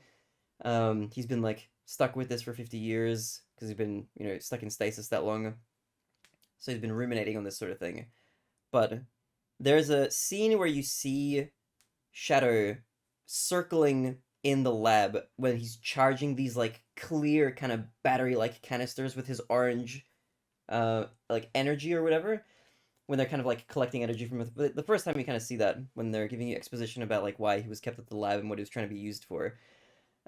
Later on in the movie you get this scene where you see Maria die, like you see her get killed essentially when Gerald Robotnik and Shadow and Maria are all running away. Oh, I was gonna say, okay, so the reason why I think Shadow is implied to be a child at the time of the events of Maria's death, is because in this scene, I think, or somewhere around this scene, um, he says something like, "Oh, they're children" or something like that. But he doesn't say like she's a child. He says like they're children with reference to Shadow as well. Um, which I guess makes more sense for like their friendship and how they like develop together, or whatever. Anyway, they're running away from Gunn. They're trying to escape.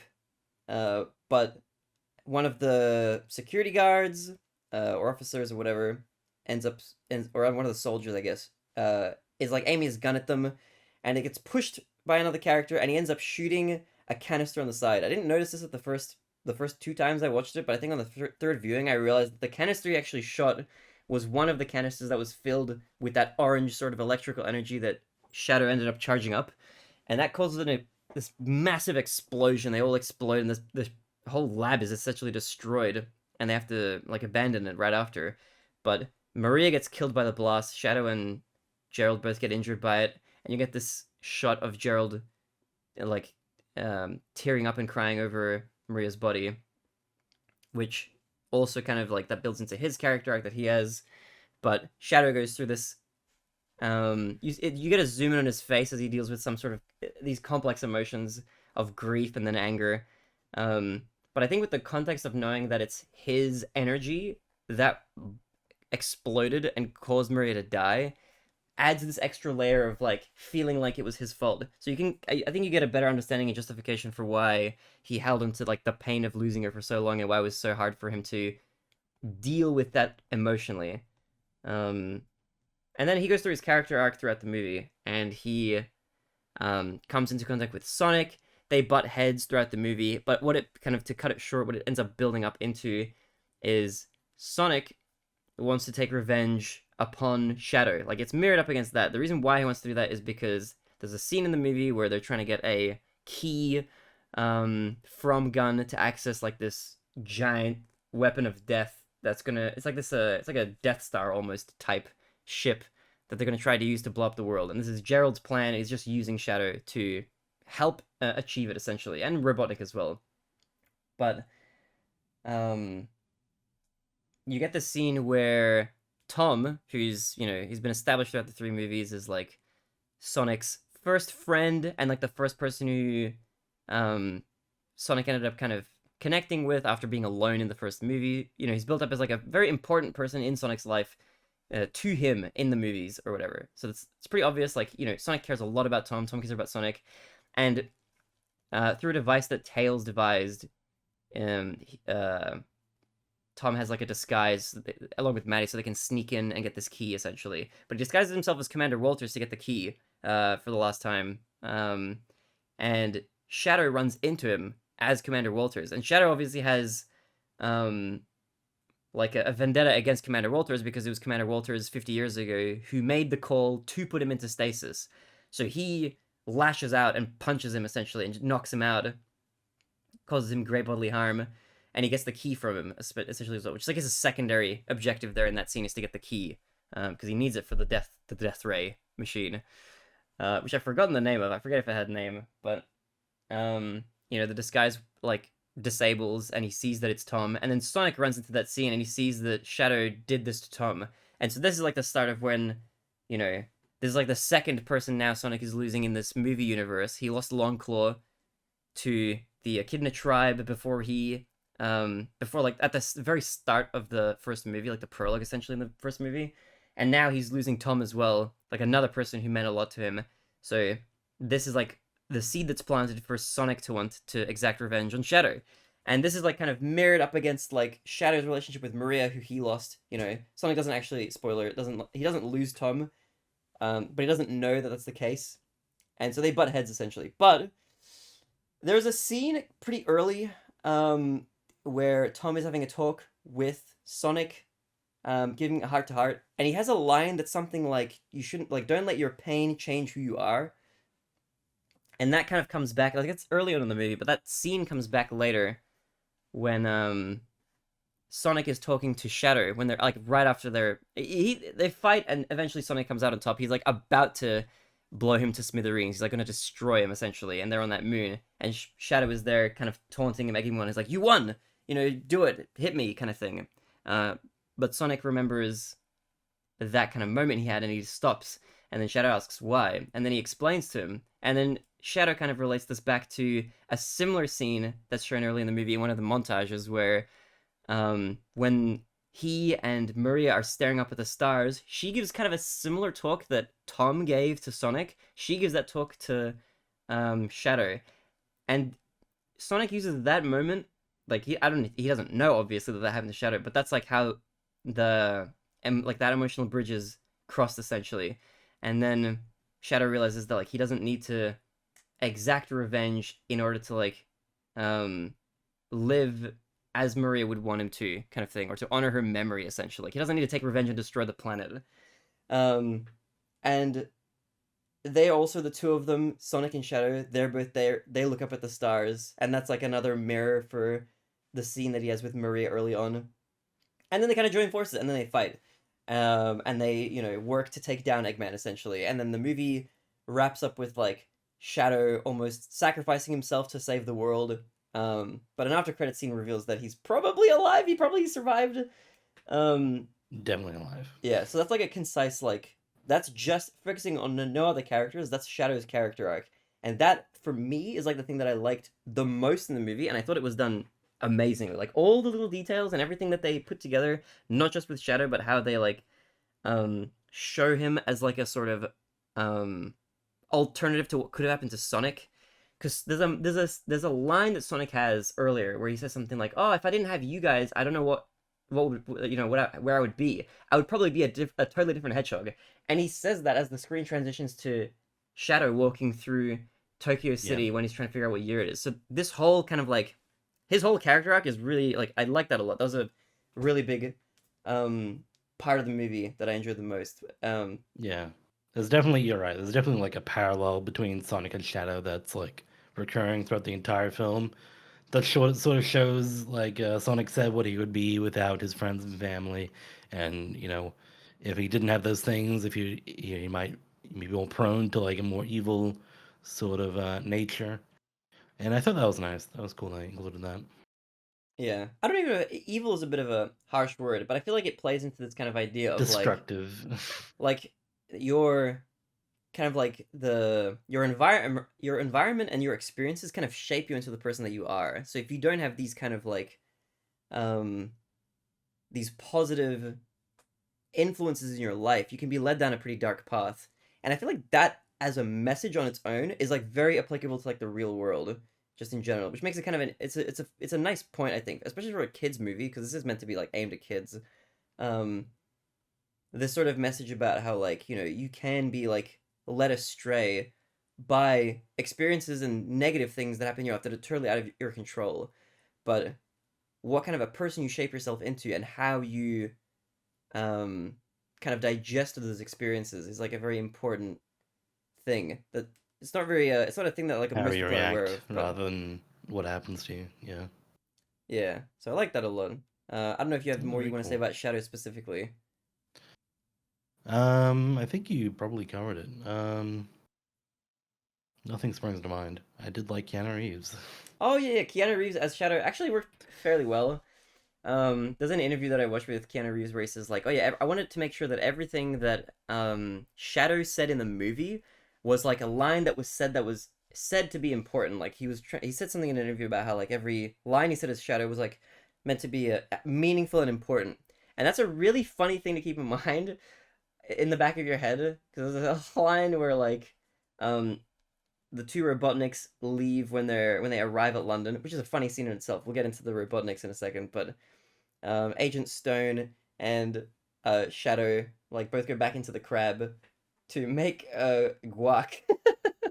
Agent Stone's like, "Oh, we should Revenge make guac or Guac. something like that," and then Shadow like it zooms on Shadow and he's like, "Yes, revenge guac." That's a good funny line.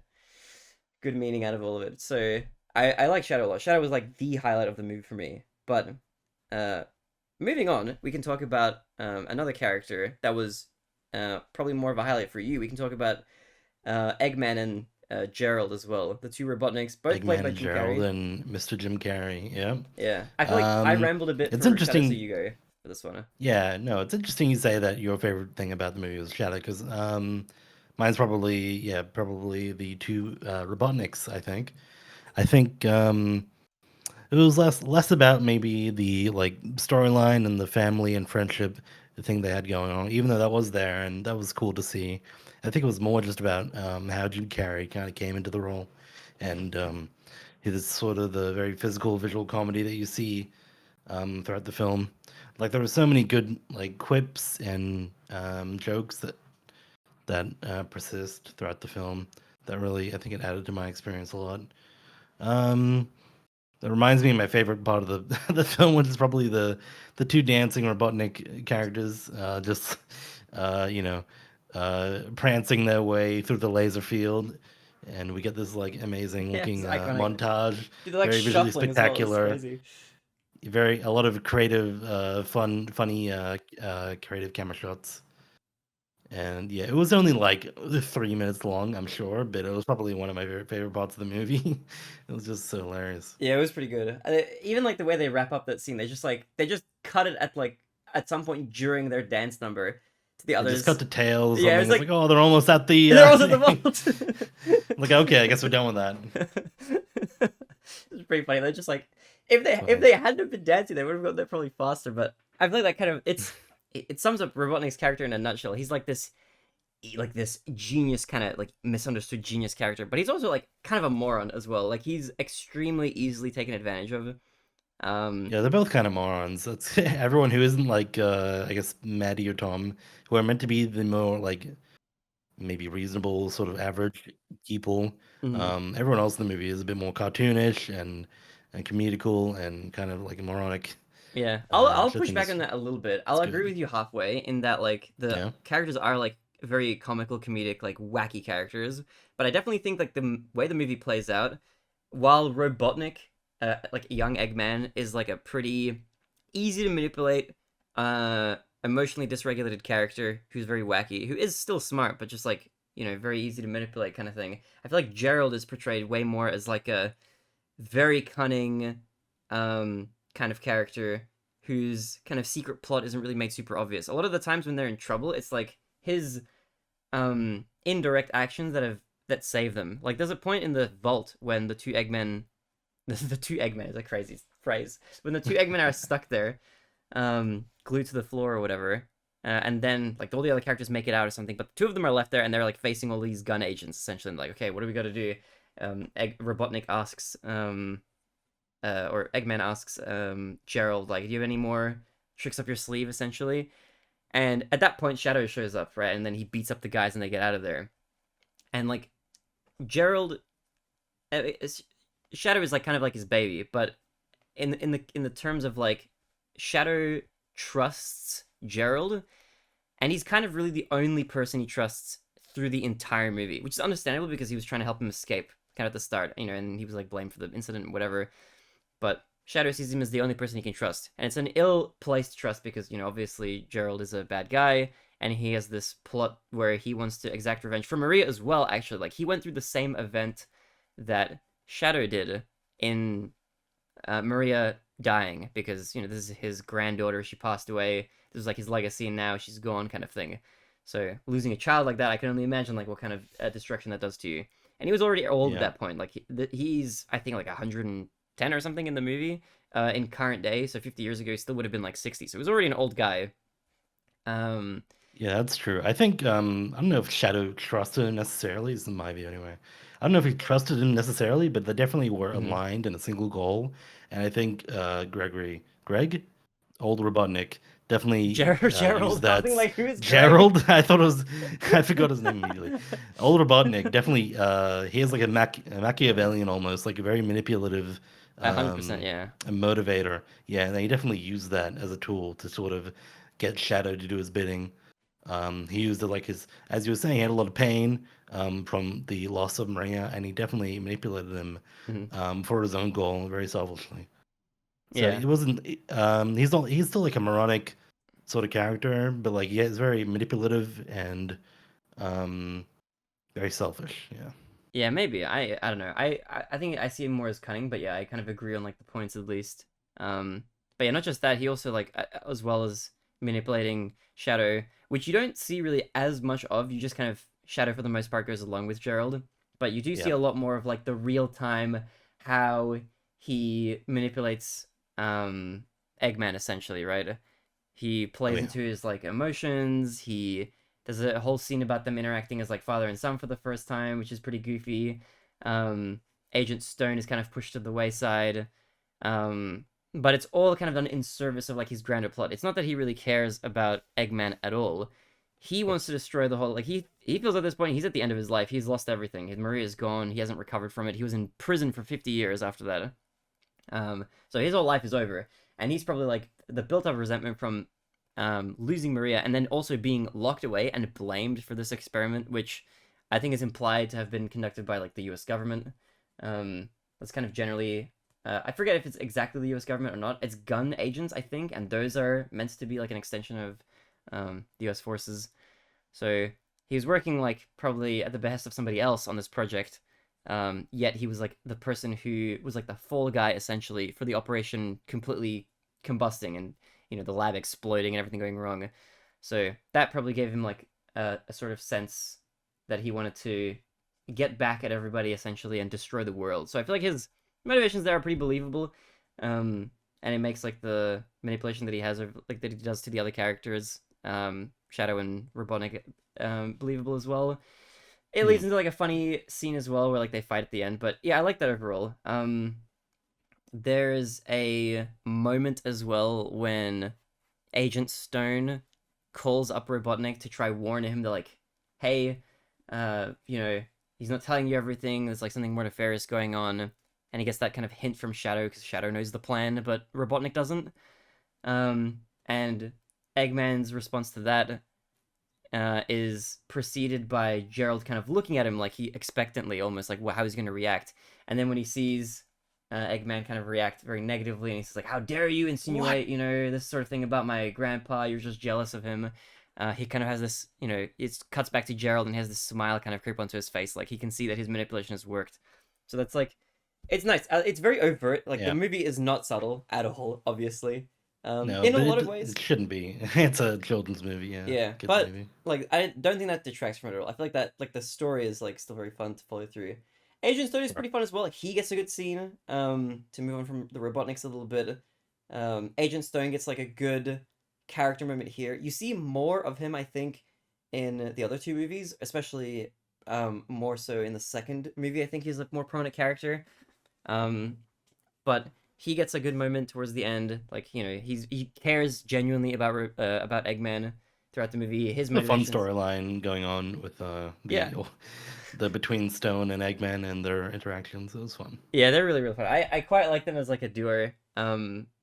Like his relationship with him is very believable. His just like every his motivations all span from his genuine love and care for Eggman. So he's like a pretty easy character to follow, but it makes it all the more tragic when he's like pushed aside um by Eggman throughout the movie, only for Eggman then at the very end to realize that he did have a person who cared for him all along, and it was Agent Stone. Um, so he has this moment at the very end before Robotnik kind of is destroyed question mark in the explosion. Don't know if he survived that. Maybe Prediction probably did, but that's just me. I will predict that he probably did not. I don't know. We'll see. I could see it either We'll see. way. I know. I'm pretty sure Shadow survived. I could totally see That's Eggman not 100%. surviving it He though. survived.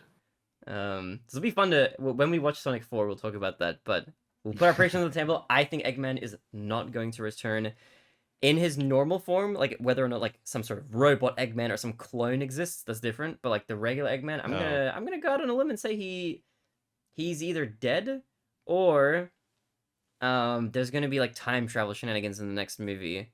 oh.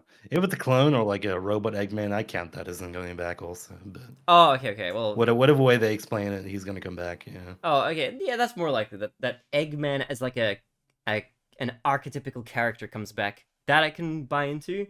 But like the literal like this Eggman that died might be one that's gone forever. But if Sonic I feel like it'd 4, be so yeah. weird to kill off like the classic Sonic villain and they continue to do the Sonic movies. I feel like you need Eggman, right? Like who else is gonna fit in that role? Well, I mean, you could, depending on how the movies play it, I could totally see a storyline where Agent Stone becomes like the new villain, essentially. Like he teamed up with the characters here, but like I could totally see them playing it as like, oh my god, he lost Eggman, his like one true love, his best friend kind of thing, his idol, and to carry on his legacy as like the villain who's gonna get Sonic and Shadow and everybody like that. I could see them like weaving together some sort of I don't see storyline. it. No, I don't see it. Um, I just But hope that they we'll keep find Agent out. Stone. I love Agent Stone. He's great. He's Um, great. outside of those characters, you get a little bit of Tails and Knuckles. I feel like they're not as prominent in this movie. Like they're along for the ride. They're Sonic's team, and every time they have like a moment where they're together, it's pretty fun. I like them quite a lot. I feel like the dynamic they have in the movie is really really good. Um, but they as a team are less of a focus throughout. which I think is fine. The movie is like less focused on that. They're there along for like Sonic's journey, but they bookend the movie quite nicely. I think it's pretty cute. Wish they showed Um, up less, but that's just me. so again, I wish Maddie and Tom would show up less, oh, but Maddie that's and just Tom. I that's me. Yeah, I like them in I think they were the thing is, like I feel like they were at least Tom was pretty key in setting up that mirror to Maria. Like I think it was necessary for the movie to work Yeah, as well as it did in my that's opinion. that's true. There are like two scenes where he's necessary to really sell like the parallel between Sonic and Shadow. But other than that, I don't get a roll of it, cut a hold of it out. I look, I can totally Like their see like infiltration, just the whole infiltration into guns. I just like why do we need to see this? I mean, I that don't was fun. care. I enjoy that. But you already know. I Okay, think I'm like very positively biased. Well, I say biased. I don't know. I didn't really I wasn't into Sonic before this movie. This movie, it just resonated with me really well. It's maybe a better way of saying it. I think just every decision that they made just struck a chord that like sounded good. I guess there wasn't fair really enough. like this is rare for me to say, but there wasn't really anything that I disliked about the movie. Like there were things that weren't like incredible or amazing or anything like that. Like there was never um like yeah, I don't know, but I liked like all the music they used. There were a lot of cool like for as far as like cinematography is concerned, there's a lot of really cool shots. They pay respect and reference the Akira slide in this movie in possibly the coolest way I've ever seen it done. There's a scene where Sonic is chasing after Shadow on motorbike while he has a gun and he's shooting at Sonic, and they end up oh, there's so many cool scenes. They're like Shadow does his thing where he like I don't know what to call it. He blinks through like a vehicle. Teleporting, blinking, yeah. Yeah, I'm just using like World of Warcraft terminology because I'm used to. But he like That was a great chase scene. yeah, it was really Also, good. And they drive up like this tower, and he slides off the bike into the sky. Like it's a vertical Akira slide. It's just so cool. There's so much rule of yeah. cool in this. Like that first fight scene they have, and then even their fight scene where they fight across the world, and um, you know, oh, it's such a good scene where Shadow says something to Sonic. They're like speaking when they're at like this what's it called, like a pantheon? I don't know what it is. It's like this Greek structure with the pillars. Um, but he says something like he's talking like very dismissively about Sonic's friends, and he says something like, "What was his name again? Tom?" And then like triggers Sonic, and he punches him. There's like this massive like this sound Boom. like a blast essentially when he gets punched all the way to the moon. It's just there's just so many cool scenes. Yeah, those are like I think those are my main kind of thoughts Okay, for the yeah. movie. I don't know if I have anything on top of that to say. If I unless I want to, I could talk about this movie for like multiple hours if you wanted to dissect every little part, talk about all the shots and all the music and the sound effects. I will say one last thing: the sound design, fantastic. Every punch felt like it like weighed 100 kilos or 100 tons or whatever. It was everything felt like everything Yeah, that it's needed quite to a have an lot of impact. bass in each like punch. It felt like. Yeah, it was really good. Audio was nice and balanced. It was good all around. I think to summarize, just to wrap my thoughts, it's gonna be one of those rare movies. It's probably one of my favorites. I didn't really expect it to be at all, but I quite liked it. I think I'm probably more biased towards children's media in general a little bit. When it's done really really well. So I'm gonna give this one a 10 out of 10. It's a rare 10. Wow, Not a perfect movie, that's a but rare it's as 10. close to it as it could probably get. Okay.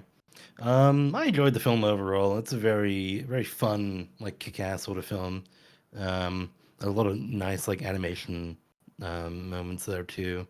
A lot of fun scenes, like in particular the chase scene and all the scenes with the Jim Carrey and the dancing scene in particular. Um, I was the quips and gags. I was a fan of maybe half of those. I feel like all the Yeah, Jim fair. Carrey stuff, I suppose, versus like not as much of the Sonic quips about corn dogs or whatever.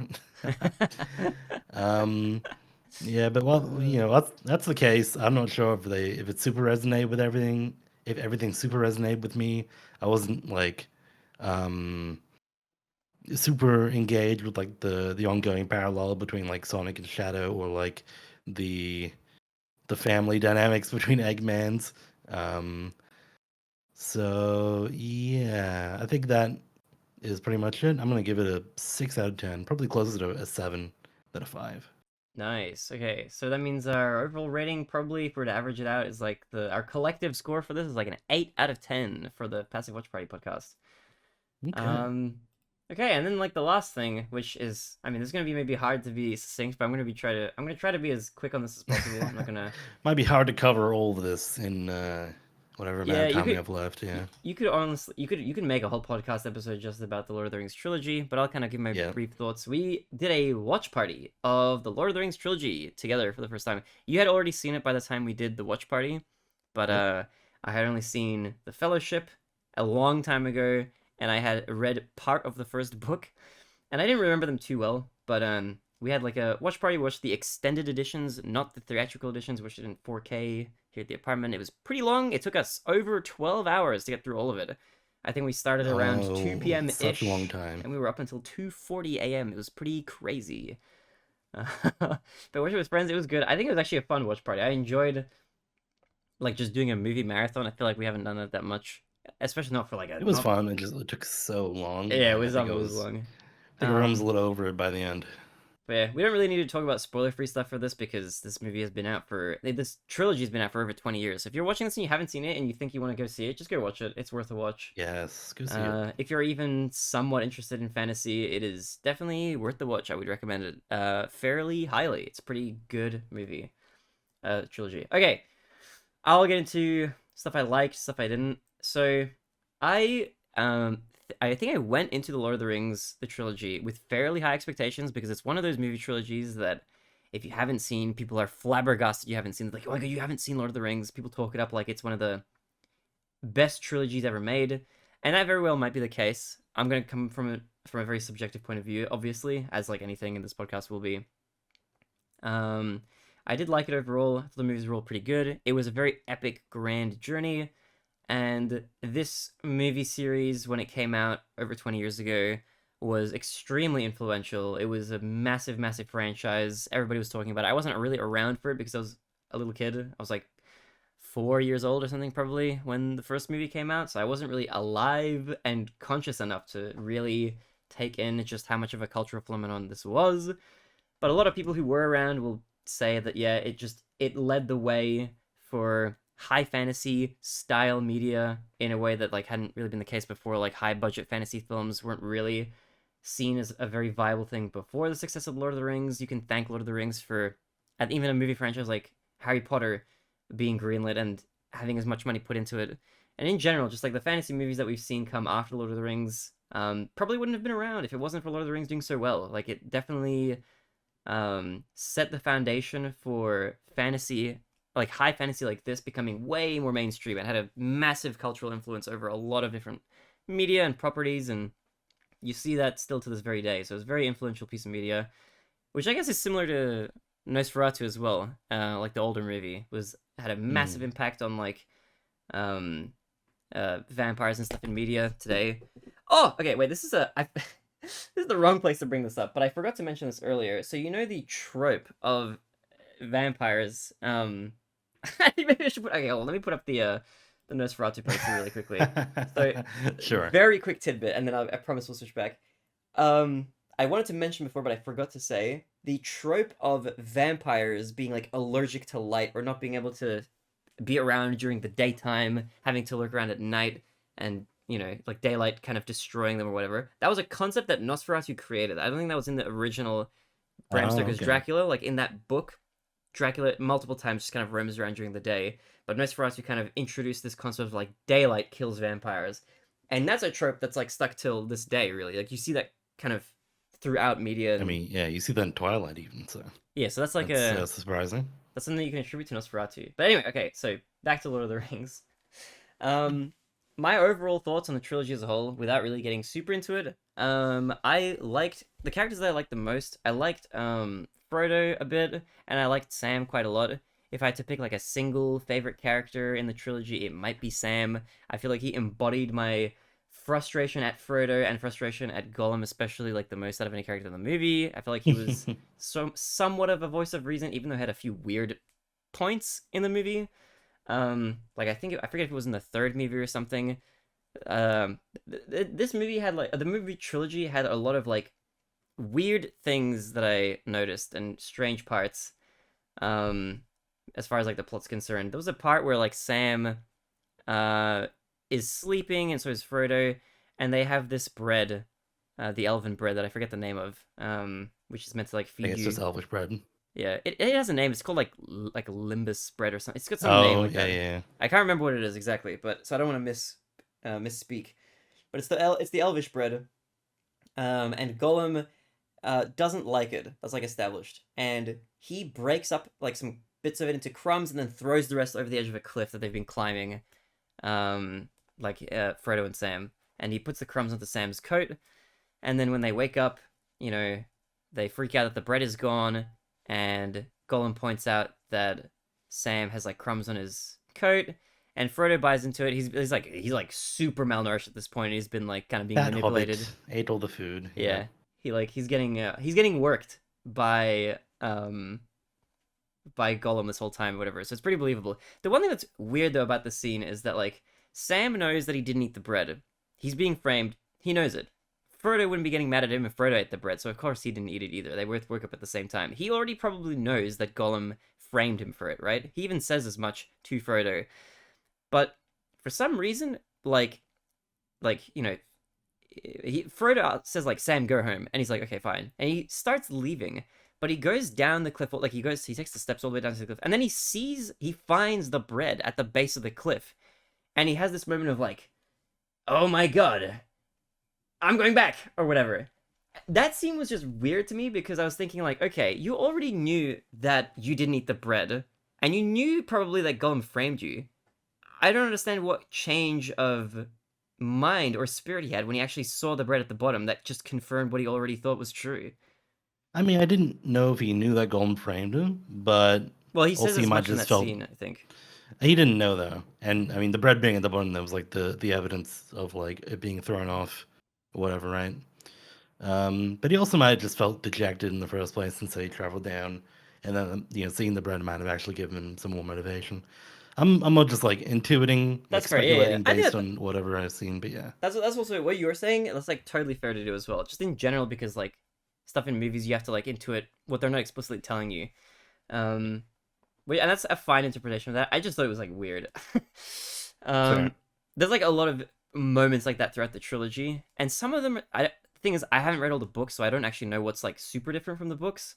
There's a scene at the end of the first movie, a very iconic scene where Gandalf falls to his what seems like his death at the end of the first movie, and he's like, you know, he's there. The Balrog is there. He has his scene where he's like, "You shall not pass," and he breaks the bridge or whatever, and the Balrog falls down. Really cool scene, and the Balrog kind of throws its whip up and snags Gandalf's leg, and he like kind of slips off the edge and then it grasps the edge, and the characters there, they're like watching like, oh, Gandalf.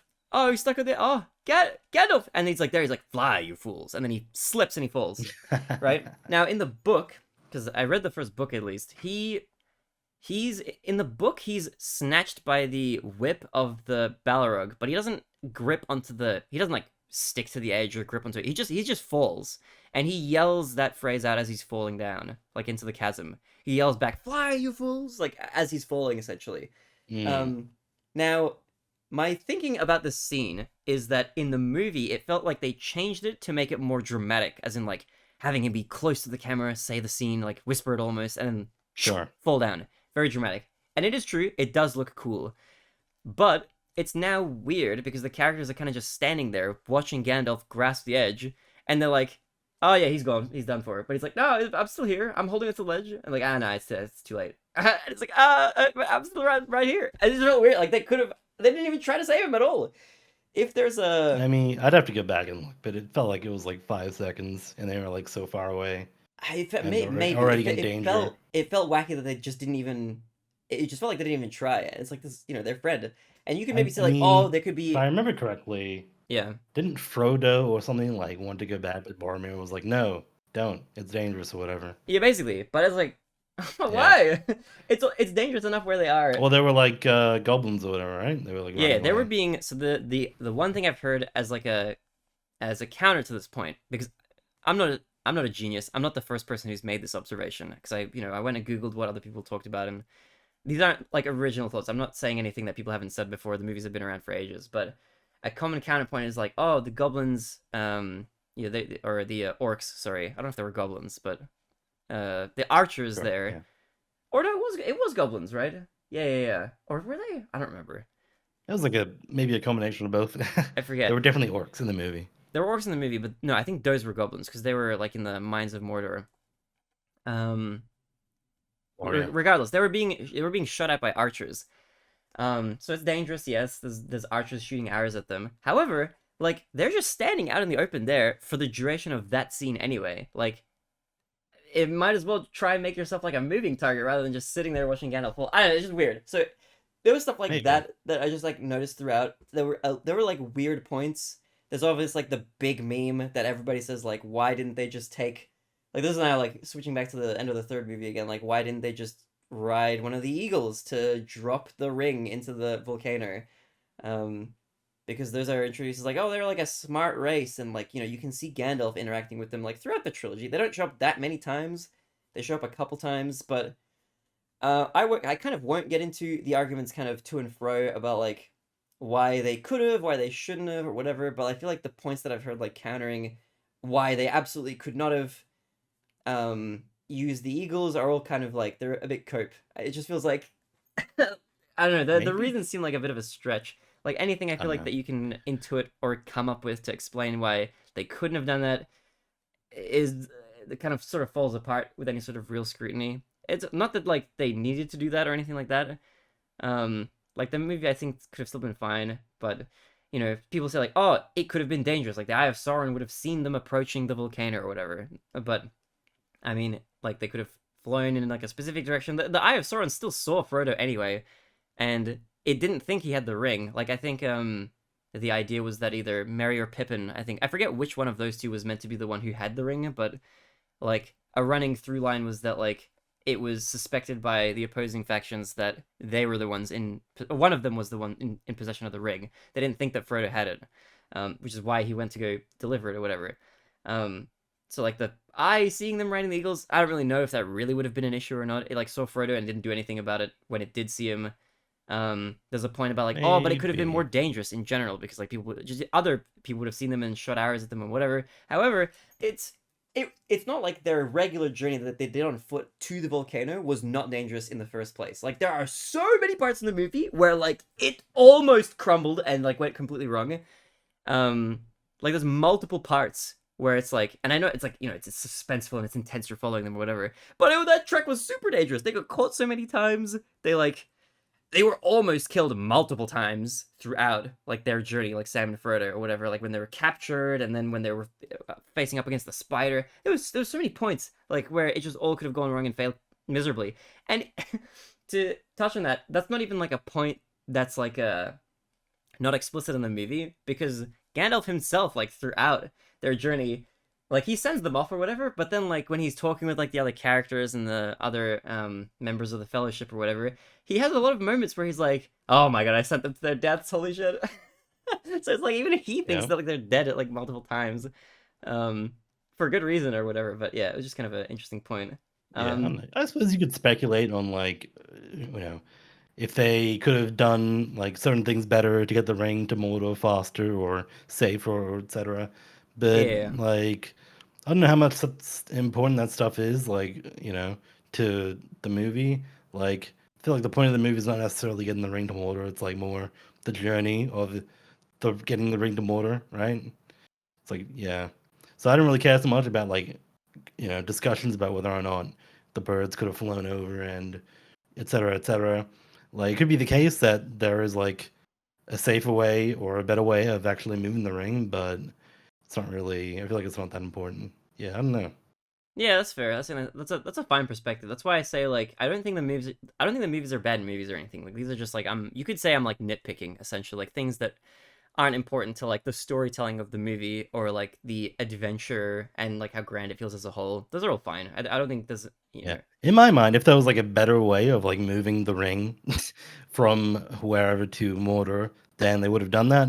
But like just the fact that they're not doing that, I don't know. I feel like speaks for itself. Like this is the only way, and where it's do or die sort of situation. I guess you're like saying like you're assuming that the characters would have thought about this already in the movie, and if we don't, even if we don't see it Yeah, if you explicitly. want to like super speculate, but like yeah, at the end of the day, I feel like it's not really about that. Yeah, That's fair. I'm okay with disagreeing on that on both those points, but I guess like to fair enough. switch trajectories a little bit. One of the things this is like something we talked about initially. Something that I like in movies is when like if it's a movie that has a villain or like a bad guy or an opposing force or whatever, a conflict for the good guys, quote unquote, to overcome, or the protagonists essentially to overcome. I'm a lot more invested and interested if they're like presented as like a humanoid or sort of a sentient force when the villains in the movie are like developed or they have personality or you can understand their motives. You can make a comparison that I've made before, and it's maybe even like arguably an unfair comparison, and that's probably fine. You can make that point because I'm going to compare two different mediums here, but just allow me for a second. In a game like World of Warcraft, which is a game I played for a long time, but I haven't played in years now at this point. That was a game that I really, really got into and loved quite a bit, and it did the gray morality thing really, really well. Like if you play as like a human on like the Alliance, um, you have like a character that you play and you role play as, and you have your own mythos and politics and motives for fighting against like the orcs of the Horde, for example, in battle, right? But in World of Warcraft, the orcs aren't just this kind of like motiveless, kind of amorphous blob that's just evil and you just need to fight them, and then they're just a folly to the good guys. It's like the opposite because you can also play as an orc in the game and you can play on the Horde side. Like they have their own mythos and their own history and their own politics and their own motives for why they're the good guys in their narrative and why they're fighting for what they believe in. That's not to say that every movie, like the tie back to movies again, needs to have a conflict for the quote unquote good guys to overcome that's like has a motive and is justified or whatever. There's plenty of movies that have like protagonists that are fighting against like a natural disaster or like an earthquake or a tornado or the sea or being trapped somewhere, whatever. There's a lot of different kind of non-sentient foes, if you want to call them that, in movies and stuff. And I was a little bit disappointed because in Lord of the Rings, you get the presentation of a sentient bad guy or force or whatever, um, but it doesn't play out that way in the movie. Like the orcs in the movie don't really have a person, like they don't have a like a belief system, quote unquote, or a mythos or anything like that, or politics or anything. There's nothing there for you to really put yourself in the shoes of to understand like where they're coming from. They're essentially just like a spawn of the Eye of Sauron to enact the bidding of the Eye. And what is the bidding? It's like just total control over the planet, essentially, over the world. Total control. That's it. There's nothing past that. Sauron himself as a character is not explored even remotely. The only thing you know is that he created the rings and that the one ring to rule them all, which is the ring, like, that you see in all the posters for Lord of the Rings. And it's a cool concept as like a fantasy idea. This ring is like this all-powerful ring that calls to you and tempts you to put it on and corrupts the user and all this sort of stuff, which is cool. There's some themes there in the movies that are really fun to explore, which I do like, about temptation and greed and power consuming and corrupting. Absolutely. There's a lot of stuff there, but as far as bad guys are concerned, Sauron is extremely uninteresting, has no personality. None of the orcs are very interesting. They're just essentially like a plague upon the world is how they're presented. And the good guys are just the good guys. They're going to come through for the most part. There's a lot of epic battles, but it weirdly doesn't feel like they're at risk of dying at any point. Like Gandalf dies, but they bring him back, and then Sam and Frodo like should have died like probably 5 different times in their journey, but they make it back in one piece, and everybody makes it back. Only one guy dies in the very first movie as part of the Fellowship, but then nobody ever really felt to me like they were in a sense of like mortal peril. Like they do present these battles as like these giant armies are fighting each other and the main characters are part of them. But they just kind of make it out without so much as a scrape most of the time, throughout like all the battles. And I think after enough of those, the like your suspension of disbelief for like, okay, the character's going to be in trouble fades away, and it just feels like, okay, no matter what they're going to come into contact with, they're going to make it out. Which kind of like those two Yeah. factors combined made like Sauron and the Ring and the orc armies and all that stuff, they made them feel kind of paper thin for me at least. And like the way I think about them isn't like necessarily like the quote unquote right way to think about them. You could just treat them as like a natural disaster essentially and just be fine with that. Like that's not a bad thing. It's just my expectation for what I like out of fantasy. I think like wasn't met with the movie, and I think that definitely impacted my enjoyment of the movie just because it felt like the I don't know, it just felt like it partially felt like the good guys were always going to win, and there was no moral ambiguity at all. It was just very like these are the good guys, these are the bad guys, and there's like nothing in between. Like they don't develop the bad guys at all because for them to do that, there would need to be a perspective of like, well, from the perspective of the bad guys, they're not bad. They're just fighting these other bad guys, which are the good guys from our perspective. But the movie, none of the three movies ever even delve into that. From what it seems like, it's a very like black and white, good versus evil kind of grand Um, adventure, and that's fine. But like, I maybe. think I didn't like that quite as much, even though I like the movies as a whole. But anyway, what are your thoughts? What do you think? Yeah, I think I agree with you in your idea that like Sauron is like this sort of force of evil. He's not actually like a real character with personality or emotions. He's more so just like something akin more to like natural disaster. And I'd say like his armies sort of extend to that. Like the armies, of course, are made up of orcs, and each orc Mm-hmm. probably has like a personality that you see. But like as a whole, it's like a behemoth of like Mordor's evil and like Sauron's will, right? Mm-hmm. And so he's controlling all of them through that. So I think on that you're probably correct. Yeah, and that's how I interpret it. Yeah, it's more a force of evil. But like stuff like only being like good guys and bad guys, I'm not sure if I really agree as much because there's like a lot of infighting, particularly with like the human sort of tribes. You have the two like human sort of like civilizations Mm-hmm. that like are practically like not at war with each other, but relations aren't good. And you see these figureheads of each like having like some morally dubious like options, and they have to like they have to kind of wrestle with it for a bit. And the Fellowship goes around, and they sort of have to reason with them to try and enlist their help for the battle against Mordor. Mm-hmm. And yeah, so I don't know if there's like good guys and bad guys, sure, like broadly speaking, and the bad guys are obviously like Sauron are way more bad than the bad guys than the more morally dubious guys like the two kings or whatever. But there is like a certain amount of like The good, the bad, the morally um dubious. grayness. Yeah, there's a certain amount of like grain and the ugly.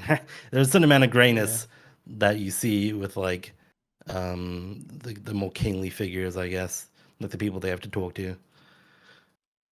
Yeah, that's fair. I don't even Yeah. disagree with you. I think like yeah, like I don't see like you sort of touched on like the way I'm looking at it when you said like the like Sauron is like way more bad than any of the other quote unquote morally dubious characters. I feel like that contrast maybe like adds to like the black and white feeling. Like even if the humans have like interpersonal conflict or they have conflict between like factions essentially among themselves, like they still do have to unite. But I will okay, I'll tie this into what I Yeah, do actually, like. what's like a good Yeah. because it's like the evil they're trying to contest, like a natural disaster. But what's interesting is like the politics between the good guys and their interactions trying to combat like this oncoming evil, which I feel like is kind of similar. If you've ever watched Hmm. Game of Thrones, for example, there's like an incoming disaster. Hmm. The winter is coming, etc. The ice guys, I forgot their name, but Sauron is like coming. those guys aren't interesting. Everyone knows they're like a representation of evil and death, Hmm. etc. But what's interesting is like the politics in like between the kingdoms and trying to negotiate like how they're going to face this sort of incoming evil, and which people are being selfish, which people are actually Hmm. be more altruistic. I think that's probably the more interesting part. Yeah. Yeah, I agree with you 100%. Like I was gonna tie this into exactly what you were talking about, like the part of the movie, because despite me saying that, you might just like listen to that and hear like, oh my god, this guy hates Lord of the Rings. But that's not true. I did like the movies quite a bit overall. And the parts that I liked the most is like exactly what you're talking about, because in the exact same way that like if a natural disaster was facing like the entirety of humanity, we'd have to come together, put our differences aside to try overcome the evil. The Lord of the Rings trilogy adventure is a lot about that, about like putting differences aside, trying to work together and band together essentially. Like you get the elves and the humans and then the different um like kingdoms, I guess, among the humans as well, and you get the dwarves. Whatever. You get everybody like working together, and like the undead, the overpowered undead. Um, Yeah. so like having all those like moving pieces, like getting them to come together to just barely overcome like the evil was like really really cool. I did like that a lot, and it added to like the kind of the grand adventure of the whole movie. So yeah, I agree with you like that those parts that you mentioned that like are good are like the best parts of the movie. Yeah. Not Um, to say like the politics of like, trying to negotiate with like all the good guys is like particularly in depth or interesting, but like it is there. It's like a Star Wars level of politics. I feel like the more it ties in well with like the cinematic sort of you know, sort of epic that's like taking place. yeah, true. Um, yeah, I think yeah, that's like close to everything that I can think of that I wanted to touch on as like brief overviews without really like digging into specific plot points. But Okay, um, yeah. that's pretty much it. I'll kind There's a of few there's a yeah, few things I can talk about too if you yeah, want. yeah, go for it, go for it. Just like a few dot points for things I thought like stood out very nice. Like all the I guess first point was like all the acting in the movie I thought was pretty great. I feel like I had True. never problem with any of the actors or any of the acting, I suppose. No bones to pick. No.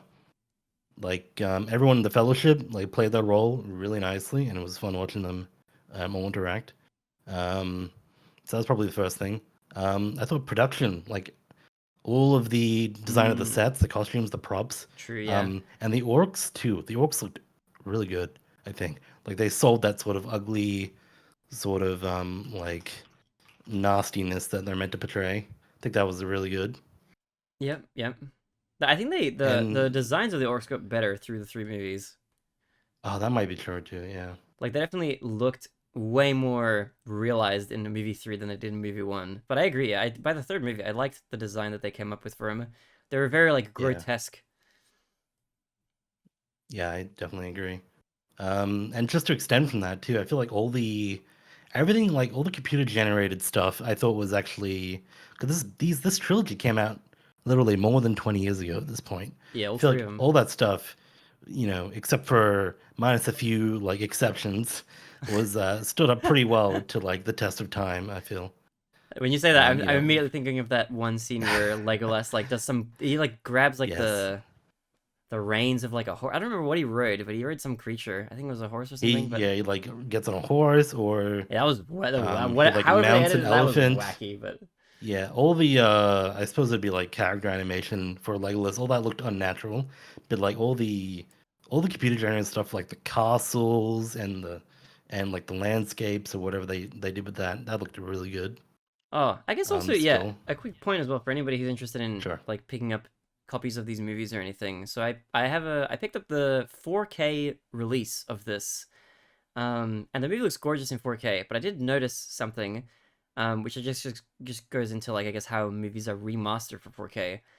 Anything that's not CG in the movie, which is like still quite a lot of it, like all the grand like wide sweeping shots of like landscapes and any pictures of like any of the character face close ups or whatever. All that stuff looks amazing. However, any of the scenes that had a like pretty heavy CG, um, the CG I think was must have been taken from either like the Blu-ray release or some prior release of the movie and upscaled because while the real life stuff looked great in 4K, everything that was CG had graininess to it that wasn't present in the rest of the Okay. movie.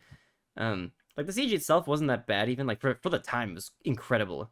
Um it came out before The Incredibles actually as like a reference point, but I feel like Gollum was done really, really well. But again, like if you have an eye Yeah. for this sort of thing, if you notice it, like there's like a slight graininess to every CGI element, and I'm just guessing that's because like because the way movies are usually remastered is like you have to take the film reels and then splice them back together, and then re-edit the movie back together essentially to get into like 4K or something. Um, for anything that was like done in post, you have to redo that or like port it from the original movie somehow. So I guess like all the CG stuff was just probably taken from like the Blu-ray release. I'm just gonna guess. I don't actually know, but I'm assuming it's from the Blu-ray release, and then it was like upscaled somehow. Is like the look that it had to it. Like it was noticeable on the 4K release. I don't know how different it looks on the 1080p, but I would still say the 4K is like really definitely like the recommended way to watch it. It's just it looks really really crisp. You get a lot of detail out of like the much wider shots. Anytime you see Legolas on screen, you can see every hair. It's just it's pretty unparalleled. Like 4K is like really the way to watch like any movie. If you can get a good copy of it in 4K, then it's really amazing to watch it that way. Mm, Um, okay. but yeah, uh, But yeah. Oh, I thought Gollum was done really well too. Yeah. Like he was the best kind of CG thing surprisingly, in the movies, I think. yeah, I think so. Like I think they what is it called? They motion captured some actor Hmm. and they used him for Gollum. So, but that was really well, and I think that really enhanced a lot of my enjoyment because there was like he had his own arc, and then it was constantly cutting back to him, Hmm. and his like discussion, his arguments with his split personality self, and trying to wrestle with like his temptation of the ring, and also like his other side, like being accepted by Frodo. So I thought Hmm. that was really good That's that they actually you. managed to do that well. You made me think of kind of an interesting point. So I was kind of talking about Yep. how like I felt like the Ring of Sauron and like the orcs and whatever. I feel like that was all kind of like a weak antagonist to the protagonist's struggles. I didn't really think about it that much before, but I do think Gollum was like a really, like he was a good. He wasn't like a villain necessarily. Um, Mm. like it's hard to place exactly where he fits. I mean, he was kind of a villain, He sort was of. kind of a villain, yeah. Like he was manipulating the characters and like for his own benefit. So I guess you could call him a villain, but he's way more interesting than any other villain in the film. Like he has a lot more Yeah. nuance to his character and stuff like that, and the way he interacts with Frodo and Sam. I think that's partially what made me way more invested in Frodo and Sam's journey more than any other part of the movie. Was thanks to Mhm. Gollum being like an interesting counter to like their efforts essentially. Like he was necessary for them to even make the journey, but he was also working against their interests too. Like Yeah, I think that was an that's interesting true. I dynamic. agree with that. I think the three of them had an actually like probably an interesting dynamic. You had Frodo with like trying to struggle with the temptation of the ring, etc.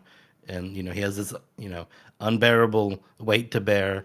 And you had Sam like his rock, so to speak, Hmm. trying to push him through and get him all the way to Mordor. And then Gollum trying to like appease his like other personality and also like try and redeem himself almost. And yeah, I think that all worked pretty well together. Um, Yeah, agreed. yeah. That's also the music. The music was super Oh yeah, great. the They were music was also like fantastic. Yeah, the score was really really absolutely good. fantastic. I Very especially iconic. like whenever movies don't do this, they have like particular like I think they're called motifs or leitmotifs that are reminiscent of like certain ideas in the film, and then you Mm. have those pieces play again and again to try and in particular, events to try and sell that idea. I always love that whenever that comes up in the movie. Like I know you Mm. have this particular like musical idea for the Shire, and that would always play when whenever Frodo and Sam would reminisce about the food in the Shire, for Hmm. example, or sort of being like how comfortable it was, etc. So I think that's always great. Yeah, that was fantastic. I agree with you. I think when we were talking like right after the trilogy was done, I think my favorite thing about like my favorite single thing about like the three movies was definitely the music. And it's like what you're talking about as well when you have this like these musical cues and they're played like differently each time sometimes, but like they Yeah, come up when the the themes reemerge, like what you're talking about with the Shire and stuff. Like every time they allude back to it to like play this subtle music cues, like that was done really masterfully. That was really really brilliant. The directing overall yeah. was really good. Um, I agree with the directing too. They had some very nice cinematography and some like amazing looking wide shots that I think they definitely sold a lot of the like scale and like a lot of the feeling of like how long this journey was, even though maybe they used it a bit too often. I think it was still really good. yeah, it was pretty good. I enjoyed it. Um, Yeah. I have my final thoughts on the trilogy, but if there's anything else you want to talk Nope. about, Go for it. That's it. okay. I think yeah, overall as a trilogy, it was really really good. It felt, I mean, this is partially because we watched it as a marathon, but it really did feel like every one of the three movies was just one piece of like a bigger movie. Like it didn't feel like we watched three separate movies. It felt like we watched three acts to a single movie that was just 12 hours long.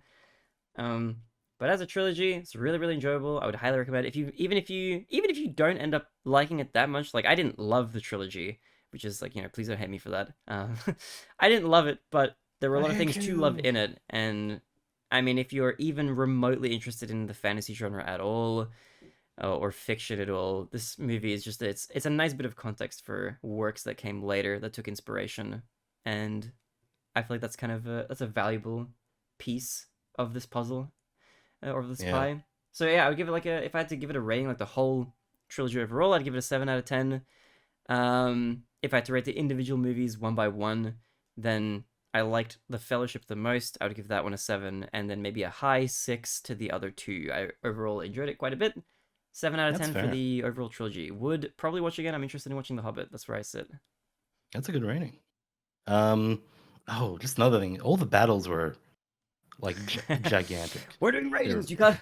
they're great. Just one more thing. One Yeah, more there thing. The were two there. towers battle, that was great. Yeah, I love that a lot. If I had to give it a rating, I'd probably rate the whole thing, the whole trilogy, an 8 out of 10. I enjoyed it a lot. I think there were so many good parts of this, and I'll definitely have to revisit it in the future. Um, I'm not sure about like giving each individual rating. I definitely liked Fellowship the most. I think it's just because you get to see the most out of a cast of characters and how they all interact with each other. But yeah, overall, 8 out of 10, great.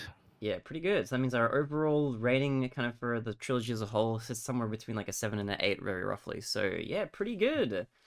But all right, with that done, I think that brings our first episode of the Passive Watch Party to a close. If any of you watching have any thoughts about any of the opinions that we expressed here about any of the movies, please let us know in the comment section. If you're listening to this on a platform that has comments, let us know if you disagreed with anything in particular. If you thought anything Mireille said or it was especially egregious, let us know. If you agreed, let us know.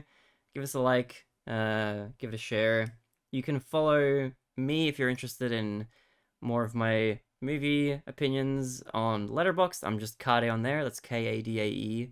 If you want to find my profile in there, Ray's also on there. If he wants to plug that, I'll let him plug it at the end. I'm Follow on me on Twitter. Letterbox Remu.